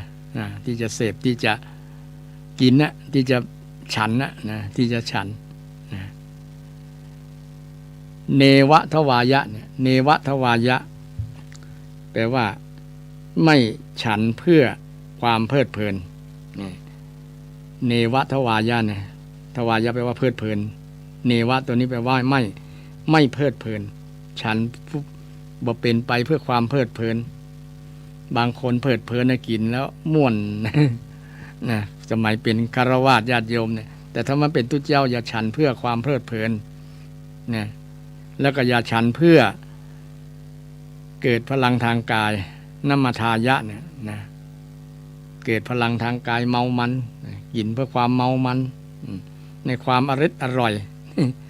อันนี้ล้ำอันนั้นก็ล้ำเนี่ยมันคัดต่อหลักคำสอนพระพุทธเจ้าถ้าไผ่ฉันเพื่อความอร่อยเนี่ยมีครูบาหลายรูปแล้วนะสมัยเปิ้นไปปฏิบัติธรรมเปิ้นฉันคำที่บ่ล้ำนั่นแหละนะอันไหนล้ำเปิ้นคว้าเปิ้นเคี้ยวแล้วคายออก ฉันหาของที่บ่ล้ำเปิ้นเข่งเกินอันนั้นนะแต่เปิ้นว่าไปยึดมั่นถือมั่นว่าอันนี้จะล้ำบ่ล้ำนะบางรูปบางองค์เปิ้นฉันในบาตรแล้วเอาอาหารหวานข้าวใส่ในบาตรหมดนะพอไปอย่างก็เหมือนอันอย่าง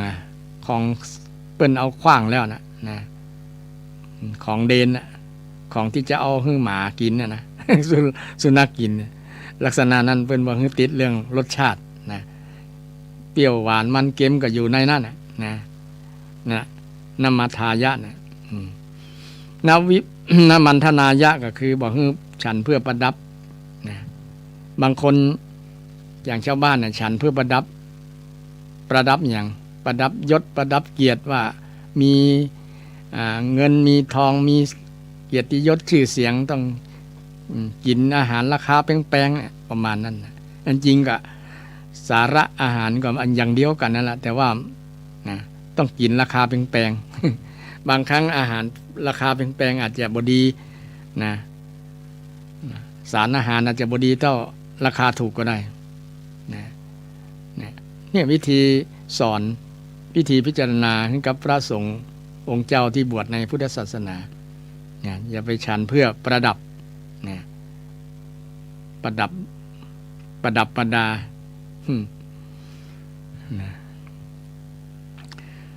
อย่าฉันเพื่อตกแต่งวิภูสนายะเนี่ยตกแต่งอย่าฉันเพื่อตกแต่งบางครั้งตกแต่งโอ้สวยงามเหลือเกิน นะติดในความสวยงามบางครั้งบอกถ้าบอกทำงามๆแบบนี้จะบอกกินแล้วเนี่ยนะบางแม่ครัวศรัทธาญาติโยมบางผู้บางท่านนะแปลงกับข้าวกับป่าหน้ารับประทานเนี่ยนะมันสวยงามนะประดับประดาเช่นแปลงผลละหมากรากไม้เนี่ยโอ้ประดิษฐ์ประดาอย่างแกะสลักมาอย่างเป็นต้น ตกแต่งซะสวยงามเลยนะแต่บางครั้งตกแต่งเกินนะเช่นเอาสีนะสารเจือปนต่างๆมาย้อมอาหารเนี่ยมันก็แทนที่จะเป็นประโยชน์ต่อร่างกายเป็นโทษนะเพราะว่ามันอาจจะเป็นสารก่อมะเร็งก็ได้ทำให้เกิดมะเร็งก็ได้เพราะว่าอย่างถึงวันเนี่ยเนาะเอากินข้าวก็ดีกินอาหารกับข้าวกับป่าต่างๆเนี่ยมันเจือปนด้วยสารต่างๆนักหลายเลยนะแม้แต่ข้าวที่เขากินเนี่ยสัตานะยาฆ่ายาฆ่าหอยก็ยาอะไรอย่างยาต่างๆปุ๋ยแม้แต่ปุ๋ยเนี่ยปุ๋ยเคมีเนี่ยมันก็เป็นสารอย่างหนึ่งนะมันก็จึมเข้าในต้นเข้าต้นเนี่ยมันก็ไปเป็นผลิตเป็นเม็ดเป็นอย่างเนี่ยเดี๋ยวนี้เข้าเนี่ยถ้าบ่ได้กินปุ๋ยนี่บ่ใหญ่นะบ่เหมือนเข้าแต่ก่อนนะสัตดาไปตามธรรมชาติเนี่ยเข้าเดี๋ยวนี้บ่ใส่ปุ๋ยเคมีน่ะบ่ใหญ่บ่งามบ่มีห่วงละเพราะว่ามันย่ามแล้ว มันเข้าในอย่างนะ DNA ของเข้าแล้วนะมันก็เลยย่ามไผบ่เอาเข้ามาฮื้อบ่เอาปุ๋ยมาฮื้อมันจะบ่ใหญ่มันจะประท้วง พอทั้งข้างๆเพิ่นเขียวนะ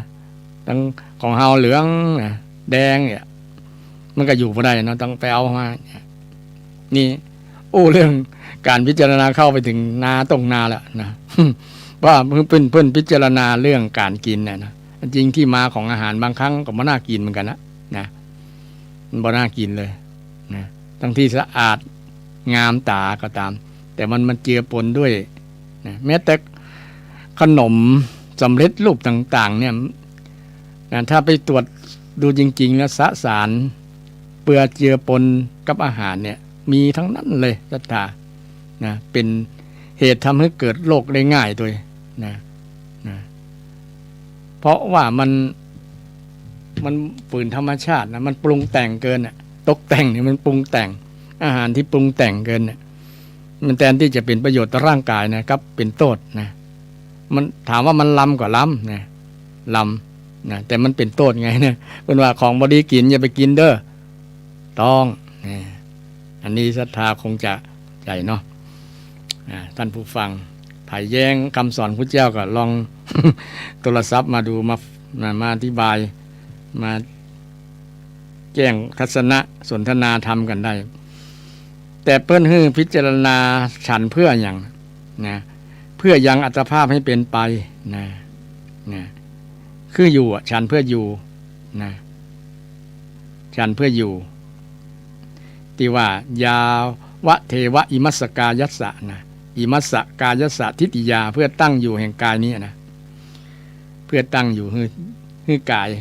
ธาตุขันธ์เฮาอยู่ได้ฉันเพื่ออยู่ไม่ได้อยู่เพื่อฉันกินเพื่ออยู่ไม่ได้อยู่เพื่อกินนั่นแหละนะนี่หลักการทางพุทธศาสนาให้กินเพื่อร่างกายอยู่ได้นะวัตถุประสงค์จริงๆกินให้ร่างกายอยู่ได้เพราะจะกินเพื่อเมามันเพื่อประดับตกแต่งอย่างที่กล่าวมานะกินเพื่อยังอัตภาพให้เป็นไปนะคือให้มันสามารถทำการทำงานเข้มแข็งแข็งแรงนะทำการทำงานได้ก็โอเคแล้วนะเดินไปไหน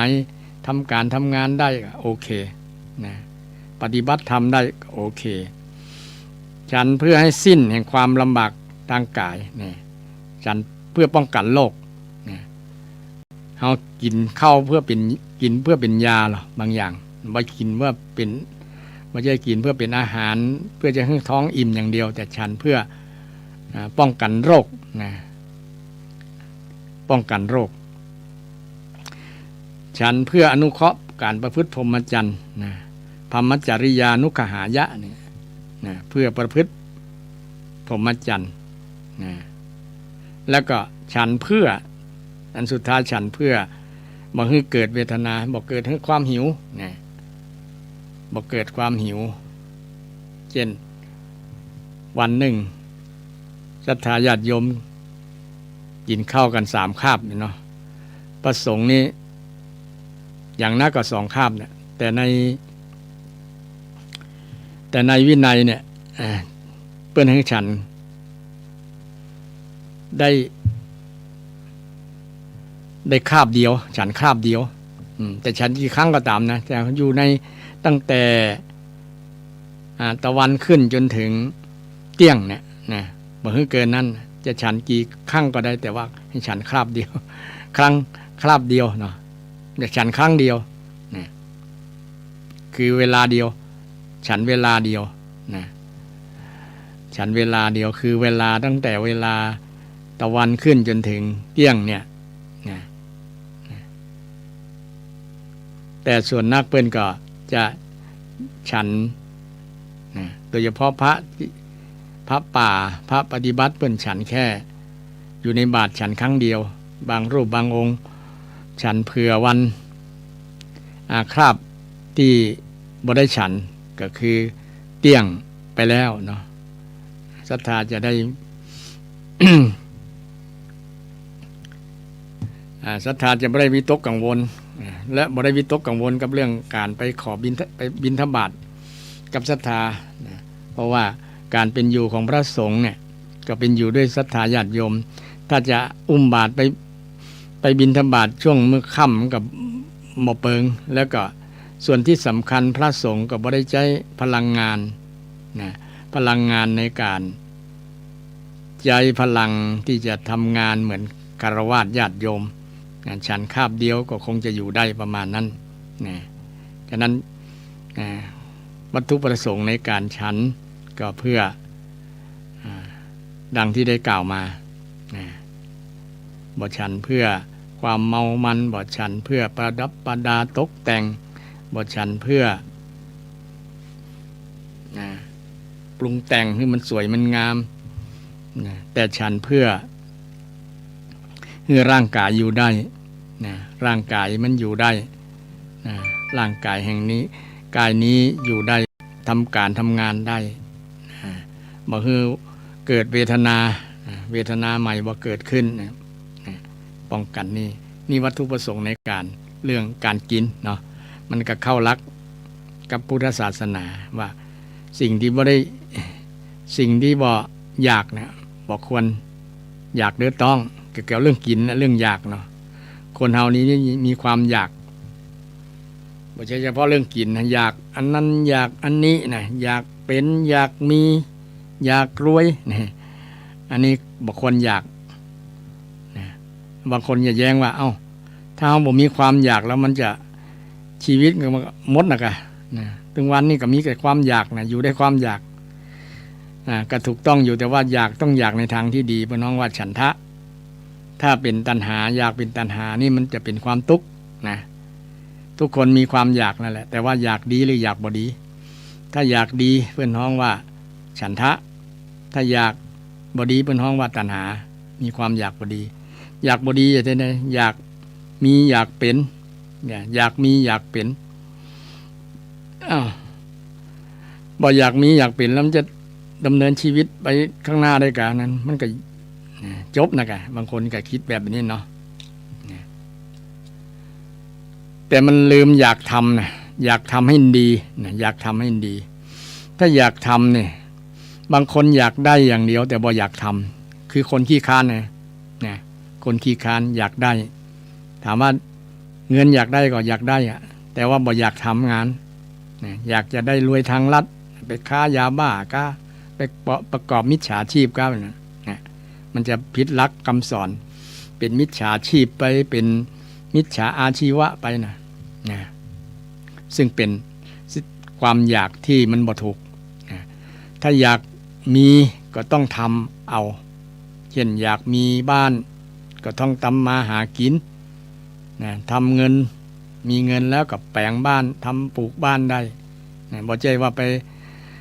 ประกอบมิจฉาชีพไปค้ายาบ้าไปรวยทางรัฐอย่างต่างๆนะอันนั้นมันผิดหลักของคำสอนพุทธเจ้านะมันเป็นมิจฉาชีพนะมิจฉาอาชีวะนะอยู่ใน หลักมรรคมีองค์8เนี่ยเป็นสัมมามรรคนะอันนี้จะเป็นมิจฉามรรคแล้วนะหนทางที่นำไปสู่ความผิดนะทำอย่างกับผิดพูดกับผิดคิดกับผิดนะทำอาชีพประกอบสัมมาชีพกับผิดนะประกอบอาชีพกับผิดตั้งใจก็ผิดนะลึกนึกถึงอย่างก็ผิดนี่นึกในสิ่งที่ผิดนึกถึงที่ผิดเป็นห้องว่ามิจฉานะความผิดมี8ความถูกก็มี8เหมือนกันวิธีดำเนินชีวิตของคนเราที่มาในธรรมจักรกับปวัตตนสูตรพุทธเจ้าสอนเรื่องในอริยสัจสี่อริยสัจสี่มี4อย่างเนาะศรัทธาทุกข์สมุทัยนิโรธมรรคตัวมรรคนี่นะมีหนทางแห่งการดำเนินชีวิตที่ถูกต้องนะถูกต้องถ้าดำเนินชีวิตไปโดยความอยากนะมันจะสร้างความเสียหายความสิ่งที่เป็นความเดือดร้อนนะความเดือดร้อนให้กับคนอื่นนะเช่นเดี๋ยวนี้ฮุนเซนเปิ้นมีความอยากใหญ่อยากมากๆนะมีความโลภเนี่ยโลภอยากจะได้ทรัพยากรของประเทศไทยที่อยู่ในทะเลนะที่ข้างเกาะกูดของประเทศไทยนะที่จะเอามาตราส่วน100,000 ต่อ 100,000นี่มาเป็นข้ออ้างจึงเป็นสิ่งที่เอาเปรียบนะเป็นสิ่งที่จะเอาเปรียบคนไทยนะประเทศไทยมันก็เลยเกิดปัญหาเมื่อผิดหวังเพราะว่าคนไทยหูตันแล้วจะต่อสู้เกี่ยวกับเรื่องหมู่นี้เรื่องดินแดนนะเรื่องข้อตกลงต่างๆที่เคยตกลงกันไว้ว่าดินแดนว่าการปันเขตแดนต่างๆเนี่ยมีข้อตกลงกันจะได้นะก็ละเมิดข้อตกลงนั้นตัวนะที่เป็นห้องว่า MOU เนี่ยนี่ก็โยงไปถึงว่าความอยากกิเลสนั้นมันอยู่เกิดกับคนทุกคนน่ะที่บนหูตันมันนะเนาะความอยากเนี่ยนะเป็นต้นเหตุแห่งความทุกข์หรอพุทธเจ้าว่าอยู่ในสมุทัยนะสมุทัยคือเหตุแห่งความทุกข์เหตุให้เกิดความทุกข์เนี่ยสมุทัยนะมีความอยากเป็นต้นความอยากนี้เป็นเหตุทำให้เกิดตัวใหญ่ๆแล้วตัวเป้งๆเลยนะตัวใหญ่ทำให้เกิดทุกข์เลยอยากมีอยากเป็นนะอยากมีนั่นมีนี่นะแต่บ่อยากทำไงถ้าอยากมีแล้วต้องอยากทำถ้ามาทำก่อนถึงจะได้มีถึงจะมีนะเช่นอยากมีบ้านหลังใหญ่ๆก็ต้องทำการทำงานอดทนนะสู้ฝ่าฟันต่อสู้กับอุปสรรคต่างๆที่จะต่อสู้ในการทำงานที่จะประสบผลสำเร็จนั้นต้องมีอุปสรรคปัญหาต่างๆโดยมาต้องผ่านหยาดเหงื่อนะ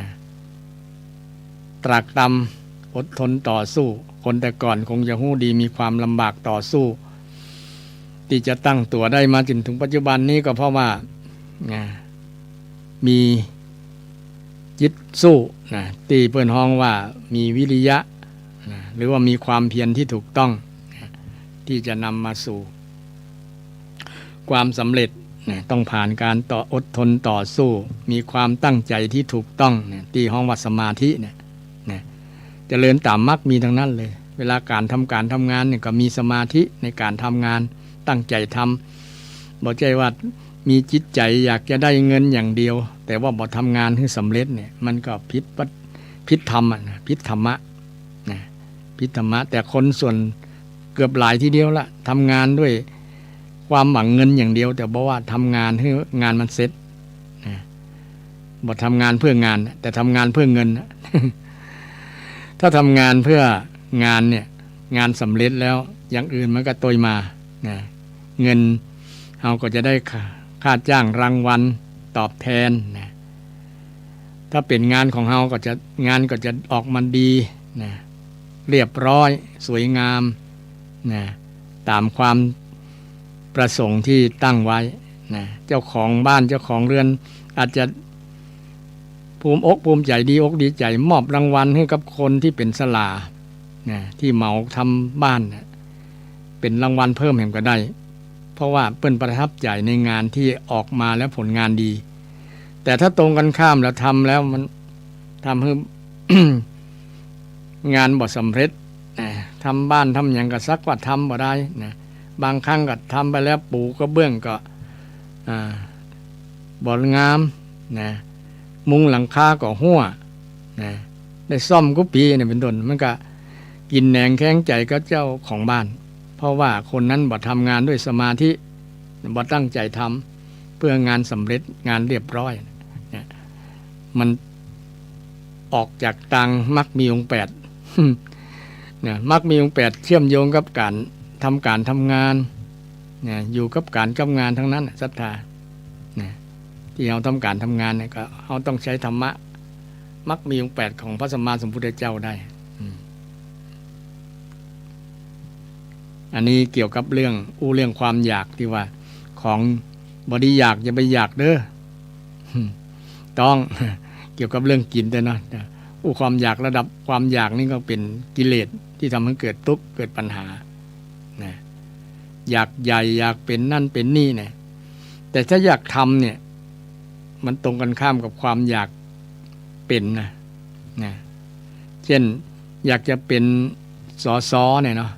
ก็ทำหน้าที่เป็นสสโดยที่ว่าเปิ้นบ่ต้องไปเลือกไปตั้งก็ได้เนี่ยนะเพราะว่าสสนี้อุทิศตัวเก่าให้เป็นประโยชน์ต่อสังคมนั่นก็เป็นผู้แทนทำหน้าที่แทนของประชาชนเป็นปากเป็นเสียงประชาชนมีปัญหาอย่างต่างๆนะก็แก้ไขปัญหานั้นได้โดยที่เขาบอกเป็นสสก็ได้เนี่ย บ่ต้องไปเลือกตั้งก็ได้บ่ต้องมาสมัครเลือกตั้งก็ได้นะ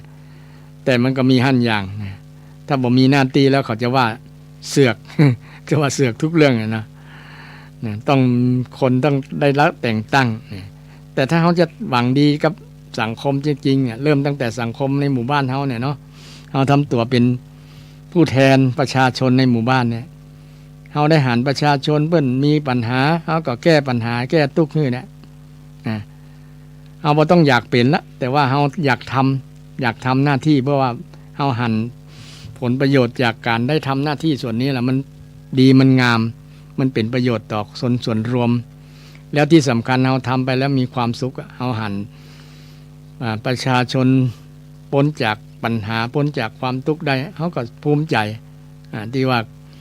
เกิดมาครั้งหนึ่งได้ทำหน้าที่แทนคนอื่นแบ่งเบาความทุกข์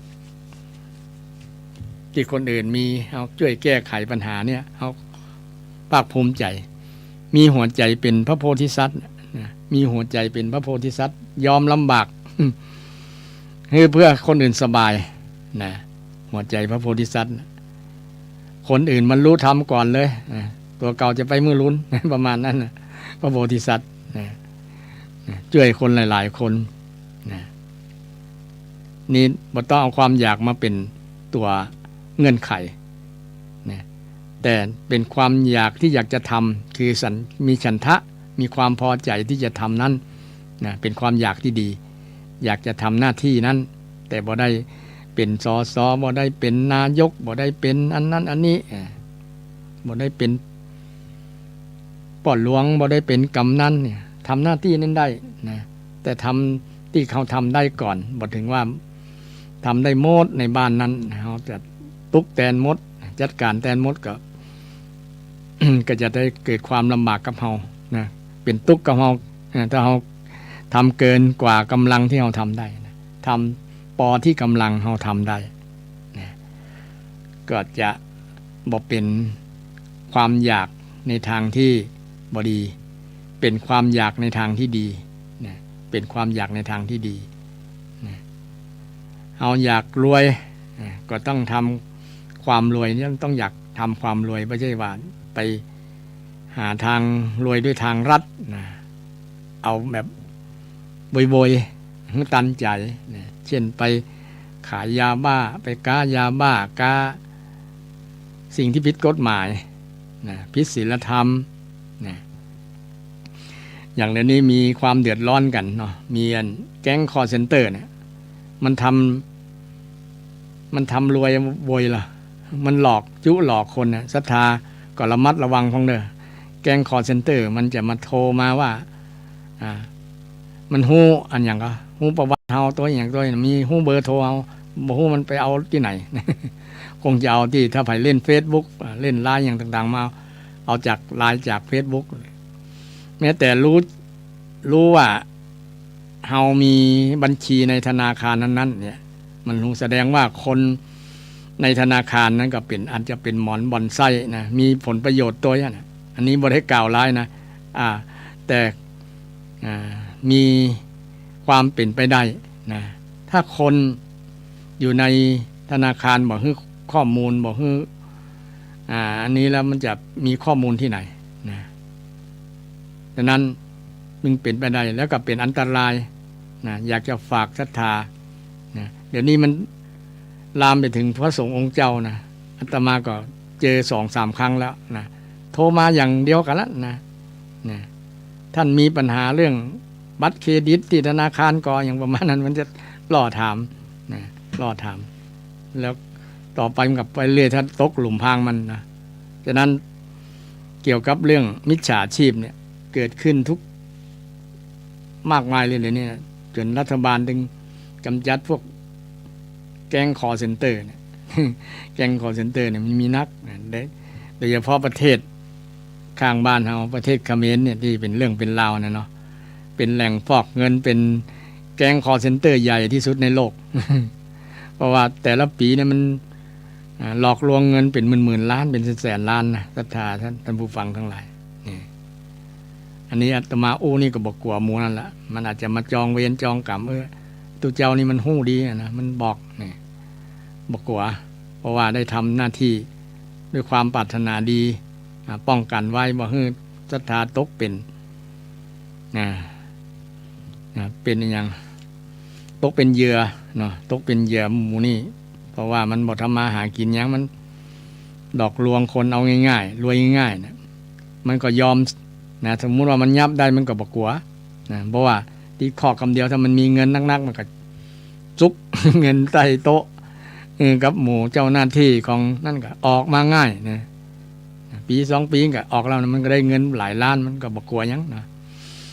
แถมซ้ำบางคนยังคิดว่าอยู่ในคอกสบายกว่าอยู่นอกนี่มีความคิดแบบนี้ก็มีนะบางคนลูกหลานบางคนนะอยู่ในคอกมันมีเปื่อนมีฝูงนักนะยามกินก็ได้กินยามนอนก็ได้นอนถึงแม้บ่ได้ไปแอวที่อื่นก็ตามนะดีกว่าคิดแบบนี้ก็มี จนคนมันล้นคอกเนาะคนมันล้นคอกเดียวแน่นกันนอนเบียดเสียดกันเพราะว่ามันล้นคอกมันบ่มีที่จะเอาไว้ไหนแล้วแปลงคอก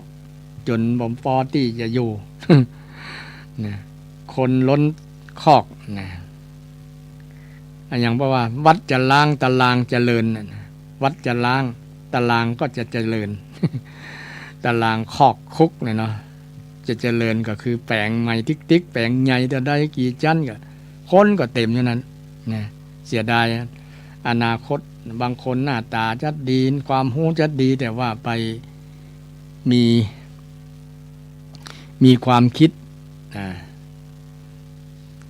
จะว่าคิดสั้นก็ได้เนาะ คิดเอาง่ายๆนะที่มันจะรวยโว้ยบ่ต้องลำบากบ่ต้องเสือเหงื่อเสียแรงเนี่ย มีความคิดประมาณเนี่ยมันก็เลยทำให้ผิดพลาดไปนะแต่ที่จะได้สู้ด้วยกำลังตัวเก่า1สมองกับ2มือเนี่ยทำงานที่มันสุจริตประกอบสัมมาชีพเนี่ยมันสบายใจนะ และภูมิใจตัวคนที่รวยส่วนหลายเนี่ยเพิ่นส่วนมากเพิ่นมีประกอบสัมมาชีพนะมีส่วนน้อยที่มีมิจฉาชีพนะมิจฉาชีพบ่หลายแต่ส่วนหลายนี่ที่เป็นนายเจ้านายรวยๆทั้งหลายที่นะที่เป็นเจ้านายเจ้าของห้างร้านนะเปิ้นใช้ธรรมะใจความขยันหมั่นเพียรเปิ้นตื่นเจ้านะพื้นเพประวัติของเปิ้นมีเสื่อผืนหมอนใบแต่เปิ้นเอาธรรมะของพระเจ้าเนี่ยความขยันนะความขยันหมั่นเพียรด้วยการที่ตัวเก่านี่มีประสบการณ์กับความทุกข์ลำบากอยากจะเอาชนะความลำบากนะความทุกข์ยากเนี่ยนะฝ่าฟันจนประสบผลสำเร็จนะเขาขยันนะศรัทธาไม่ใช่ว่าอยู่ๆเพิ่นจะด้วยความขี้ค้านนะบ่มีไผขี้ค้านแล้วจะนอกจากคนประกอบมิจฉาชีพเนี่ยแต่ประกอบมิจฉาชีพมันก็อยู่ได้บ่เหมือนนะอยู่ได้บ่เหมือนถ้ายับทรัพย์สินได้ก็เอายึดเอามาเป็นของหลวงเนี่ยแทนที่จะได้ใจบ่ได้ใจแล้วเนี่ยความหมั่นความขยันนี่จึงสำคัญการกระทำนี่แหละนะการกระทำหมั่นทำนะมันตึงได้นะมันตึงได้นะมันตึงได้ในการหมั่นบอกว่าหมั่นอย่างละมันก็ได้ประสบผลสำเร็จในการทำนั้นทำแล้วม่วนนะทำแล้วสบายใจม่วนใจก็ทำไปเถอะญาติโยมถูกต้องแล้วที่บ่ผิดกฎหมายผิดศีลธรรมเนี่ยมีอาชีพที่ถูกต้องจะมาอนุโมทนาสาธุกับศรัทธาญาติโยมที่ประกอบสัมมาชีพด้วยความขยันหมั่นเพียรด้วยลำแข้งของตัวเก่ามันจะภูมิใจนะญาติโยมเนาะนะเฮาทำมาด้วยลำแข้งของตัวเก่านะโอ้ภูมิใจนะสู้อดทนอดกั้นมานะกัดก้อนกินเกลือคนแต่ก่อนนะแต่งงานกันนะสู้สามีภรรยาทั้งสองคนก็ตั้งอกตั้งใจสร้างฐานะทำการทำงานก่อร่างสร้างตัวจนประสบผลสำเร็จมีฐานะมั่นคงร่ำรวยนะก็เป็นความภูมิฐานความภาคภูมิใจของศรัทธาที่ประสบผลสำเร็จในการประกอบสัมมาชีพแล้วก็เป็นตัวอย่างที่ดีให้กับลูกกับหลานเป็นแบบอย่างที่ดีให้กับลูกกับหลานที่ลูกหลานจะได้สืบต่อสืบทอดที่พ่อแม่ได้ทำมาหรือว่าได้พัฒนาต่อยอดของพ่อของแม่ที่ทำมาถือว่าเป็นสิ่งที่ดีเนี่ยเกิดกับคนที่มีความเพียรนะความเพียร นี้ก็มีอยู่ในมรรค8เนื้อศรัทธาเพียรทำความดีเพียรทำกุศลเนี่ยระวังอกุศลมาเกิดขึ้นในมรรคมีองค์8เราก็ไปประยุกต์ใช้กับชีวิตประจำวันเราได้มีความเพียรมีใจสู้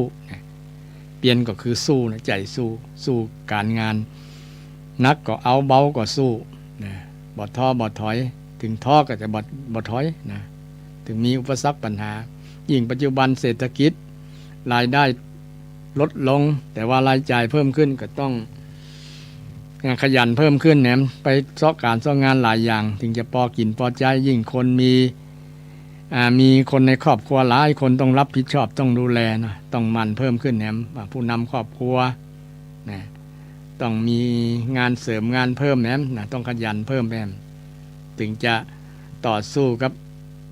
ปัญหาเรื่องเศรษฐกิจได้นะเรื่องปากเรื่องท้องได้นะก็มีหลายๆท่านที่ได้ฝ่าฟันอุปสรรคปัญหาเป็นที่น่าชื่นชมยินดีนะ ในส่วนนี้ก็อูเรื่องของว่าของบอดี้อยากอย่าไปอยากเรื่องต้องอูเจ็ดยาวเนาะ เพราะว่าเรื่องปากเรื่องท้องเป็นสำคัญเนาะถึงวันเนี้ยเนี่ยเราก็มีปัญหาเรื่องเศรษฐกิจและส่วนนักนะแล้วทำให้เกิดปัญหาต่างๆตัวมาละลายนะปัญหาเรื่องแก๊งคอลเซ็นเตอร์ก็มาจากเรื่องเศรษฐกิจเนี่ยนะเพราะว่าทำมาหากินมันฝืดมันเครื่องก็เลยไปเอาแบบง่ายๆนะเป็นนะเอาแบบง่ายๆนะแต่มันบ่ง่ายสักกรรมนะคือนะชีวิตจะบ่ง่ายเมื่อ ถูกเจ้าหน้าที่ถูกเจ้านี่ตำรวจนะยับได้นะถูกเจ้าหน้าที่บ้านเมืองยับได้ก็จะชีวิตก็อนาคตทั้งหลายก็จะหมดไปเพราะหลงทางเดินนะแทนที่จะเอาต่อสู้ให้มันกำนึงนะอดทนถึงมันจะเหน็ดจะเหนื่อยลำบากหมอกใดก็สู้ไปนะเพราะว่าคนอื่นเพิ่นยังสู้นะอย่างพี่น้องไตใหญ่นะอยู่ในโดยเฉพาะอยู่ในเมืองเชียงใหม่เป็นถือว่าน่าจะถึงเกือบล้านนะเนาะหลายแสนคนนะต้องชื่นชมความขยันเปิ้นนะเปิ้นมันนะเปิ้นขยันแม้แต่ไม่ยิงนะหันฉาบปูนหัน เก่งเหมือนพ่อจายเลยบางคนเก่งกว่าพ่อจายก็มีนะทำงานก่อสร้างเนี่ยแต่ก่อนเป็นลูกน้องเดี๋ยวนี้เป็นเจ้านายแล้วนะคนพื้นเมืองของเราแต่ก่อนเป็นเจ้านายเดี๋ยวนี้เปิ้นรับเหมาเองเลยเปิ้นบ่จ้างเป็นรางวัลแล้ว เปิ้นเหมาเนี่ยเพราะว่าความขยันความอดทนเปิ้นประสบผลสำเร็จเดี๋ยวนี้มีบ้านมีรถมีอย่างต่างๆเนี่ยฐานะดีขึ้นมาตั้งแต่แรกนะมากับตัวกับใจบ่ได้มาแต่ร่างกายนะมากับความสามารถนะมากับความอดทนที่มีอยู่ในจิตในใจเนี่ยมาต่อสู้มาทำงานถ้าเปรียบกับเหมือนสมัยก่อนที่คนไทยไปขุดทองประเทศนอกเนาะเพราะว่าประเทศนอกนี่มีค่าเงินสูงกว่าเมืองไทยของเราก็เหมือนเมืองทองแผ่นดินทองเนี่ยมีเงินสูงกว่าหลายๆประเทศอย่างประเทศลาวเนี่ยเป็นเงินกีบเนี่ยโตเปิ้นปิกไปรวยหลายล้านกีบทีเดียวล่ะถ้าแตกแลกเงินไทยไปเป็นเงินลาวเงินพม่าก็เหมือนกันเนาะแลกเงินไปเป็นเงินพม่าก็เป็นล้านนะเป็นล้านเงินเขมรก็ถูกกว่านะเงินเวียดนามซ้ำให้เป็นดองแดงๆอยู่นะเงินถูกกว่าประเทศไทยทั้งนั้นไผมาประเทศไทยถือว่ามาขุดทองนะก็ถือว่าหมู่ที่มาขนขวายมาดิ้นรนต่อสู้มาทำการทำงานด้วยความลำบากเป็นจับกังเป็นคนงานกรรมกรนะอย่างต่างๆเพิ่นบ่เลือกแต่คนเมืองเฮาส่วนหนึ่งเลือกงานเรื่องการเกี่ยงค่าตั๋วตัวมันก็เลยการคนพี่น้องใจใหญ่นะก็เลยตกงานเนี่ยตกงานบอกว่าไปเกี่ยงค่าตั๋วบ่สู้นะนักก็บ่เอาเบาก็บ่สู้บางคนเนี่ยไม่ใช่ทุกคนนะบางคนก็เลยเป็นว่าคนที่อื่นมาลู่งานเลยคนเฮาก็บ่มีการมีงานกันเนี่ยนะคนเมืองเฮาเนี่ยคนถิ่นนะเจ้าถิ่นนะแต่ก่อนเป็นหัวหน้าเดี๋ยวนี้เป็นลูกน้องเพิ่นก็เบาละนะเพราะว่าไปเกี่ยงค่าตั๋ว นี่เขาที่อยู่ได้ก็เพราะว่าเขามีความต่อสู้ความขยันหมั่นเพียรความอดทนนะใช้ธรรมะทั้งนั้นน่ะขันติธรรมเนี่ยอดทนนะขยันก็คือมีวิริยะมีความเพียรกับใช้ธรรมะทั้งนั้นน่ะนะธรรมะทั้งนั้นเลยถึงอยู่รอดถึงได้ประสบผลสำเร็จนี่เรื่องความอยากเนาะ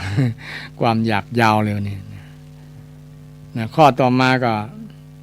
ของบอดีย่องอย่าไปย่องเด้อตัวตะกี้บอกว่าของบอดีอยากอย่าไปอยากเด้อต้อง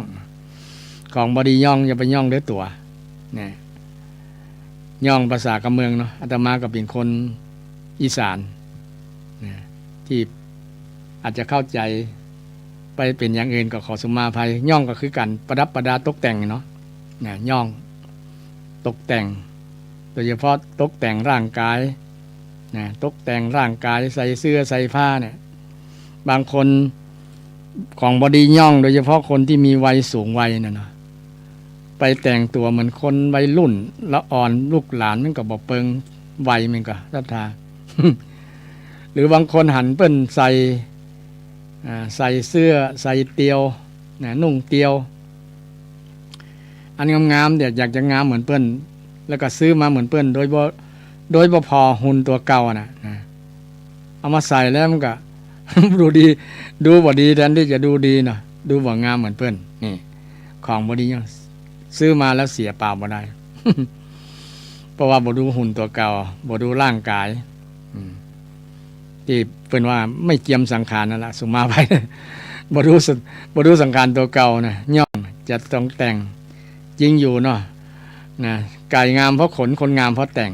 เนี่ยแต่งร่างกายมันก็ดูดีขึ้นเนาะแต่ต้องแต่งให้เปิงกับร่างกายตัวเก่านะแต่งให้ดู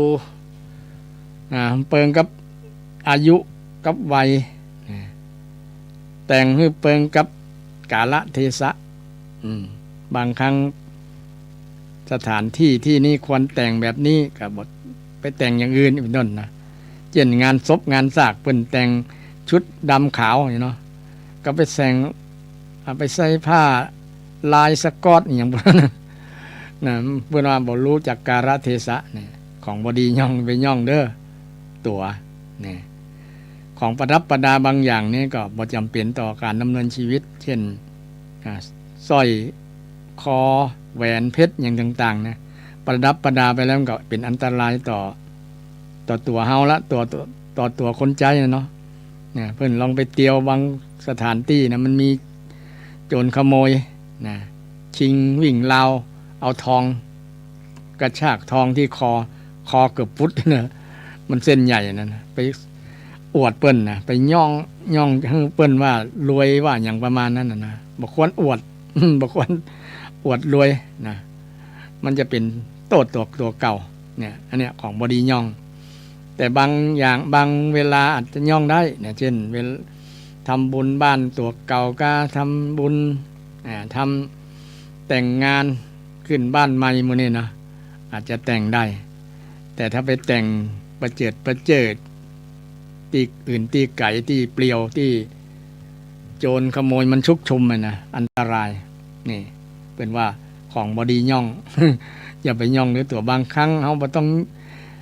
ไปแต่งนักกระดานงามเนี่ยไปเน้นที่งามน้ำใจเนี่ยคนจะงามน้ำใจใช่ใบหน้า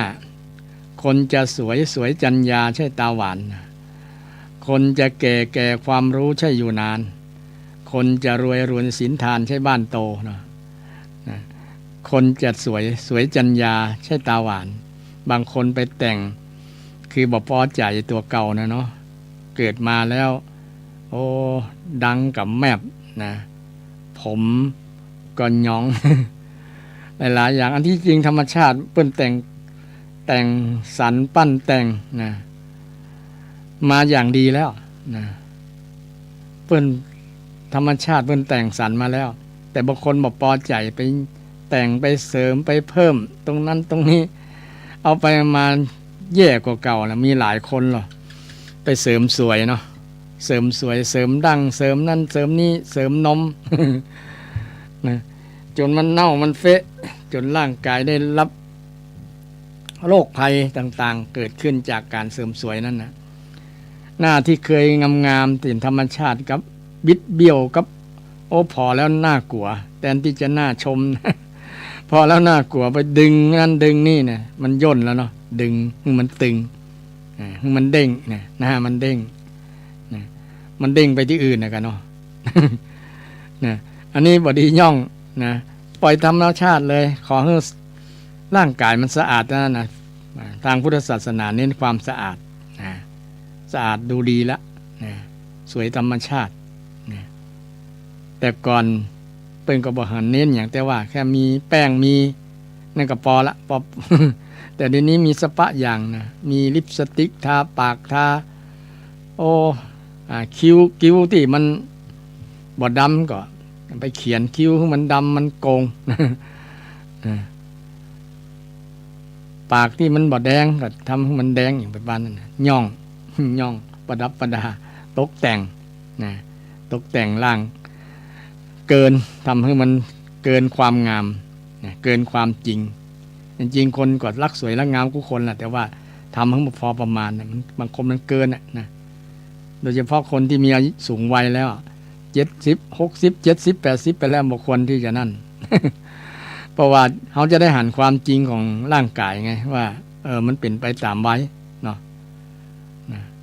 หนังที่เคยเต่งตึงที่เคยเนียน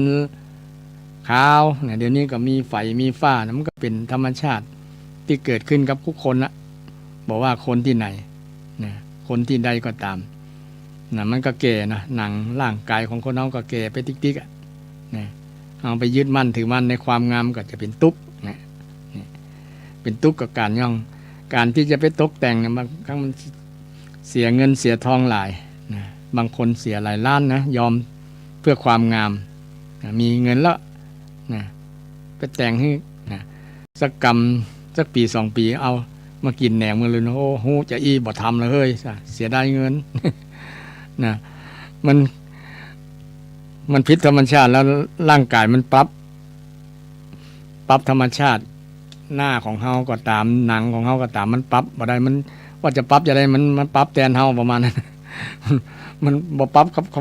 เข้าไวเนาะบ่ปรับเข้าไวนะก็เลยทำให้มันบิดมันเบี้ยวนะพอแล้วน่ากลัวแทนที่จะน่าชม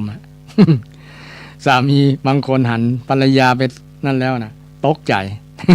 ตกใจจำภรรยาบ่ได้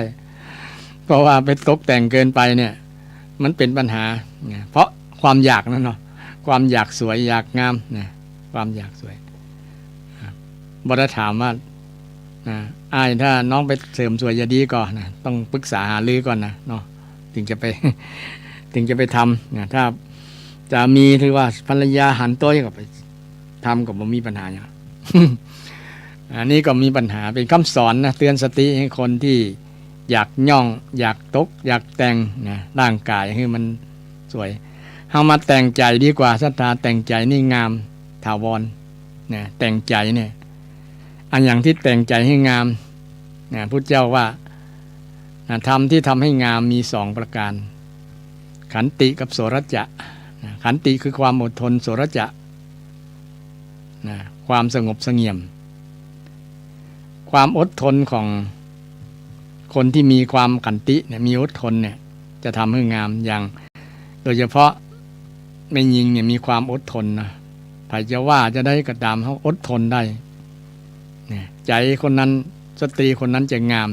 โคตรงามเลยมีความอดทนมีความสงบเสงี่ยมบอกเป็นคนมีเจ้าอารมณ์กระเติกเวิกวายนะเอะอะโวยวายต่างๆเนี่ยมันทำให้กิริยามารยาทบ่งาม เพราะว่าขาดความสงบเสงี่ยมโสรัจจะนะอดทนความขันติความอดทนอดกั้นในอารมณ์ในความลำบากตรากตรำในกรรมอู่กรรมจ๋าของคนเนี่ยอดทนได้คนแต่ก่อนเนี่ยจะมีความอดทนสูงอย่างแม่อาตมาเนี่ยอาตมายกย่องว่าเป็นบุคคลที่มีความอดทนเพราะว่าบางครั้งนี่แม่ พ่อเนี่ยจะมีปากมีเสียง พ่อจะมีปากมีเสียงกับแม่แต่แม่บ่เคยโต้ตอบเลยมีความอดทนอาตมายังชมในใจโอ้เป็นภูมิใจแล้วว่าโอ้แม่นี่มีขันติธรรมมากนะถึงพ่อจะอู้จ้าบอกให้เกียรติอ่ะบางครั้งบอกให้เกียรตินะบางครั้งเพราะว่าพ่อนี้เป็นคนที่มีนิสัยบางอย่างที่กินเหล้าแล้วนะมันเปลี่ยนนิสัยนั่นแหละนะกินเหล้าถ้าบอกกินนี่ดีสุดยอดละนะ แต่ว่าน้ำเปลี่ยนนิสัยเข้าเมื่อใดเนี่ยนะมาทะเลาะเบาแวงกับแม่เลยแม่บอกเคยโต้ตอบโต้แย้งเลยนะแทนที่จะว่าจะด่าจะยังนะนี่เป็นบุคคลที่อยากจะมาชม โยมแม่ศรัทธาท่านผู้ฟังทั้งหลายฟังชมไปชมมาเวลาก็หมดเวลาเนาะยังอู้บ่จบเตือนนะกรรมที่คนเก่ามาเล่าฟัง8 อย่างเนาะของบดีดูอย่าไปดูด้วยตาของบดีจาอย่าไปจาด้วยปากของบดีอยากอย่าไปอยากด้วยต้องของบดีย่องอย่าไปย่องด้วยตัวของบดีกลัวอย่าไปกลัวด้วยใจของบดีไปอย่าไปด้วยตีนของบดีของมีค่ามีศีลอย่าไปเอาด้วยมือของบดีอย่าไปเด้อหูนี่ข้างแหม4 อย่างไปแล้ว4 อย่างเนาะวันพุธหน้ามาอู้ต่อวันนี้ขอเจริญพร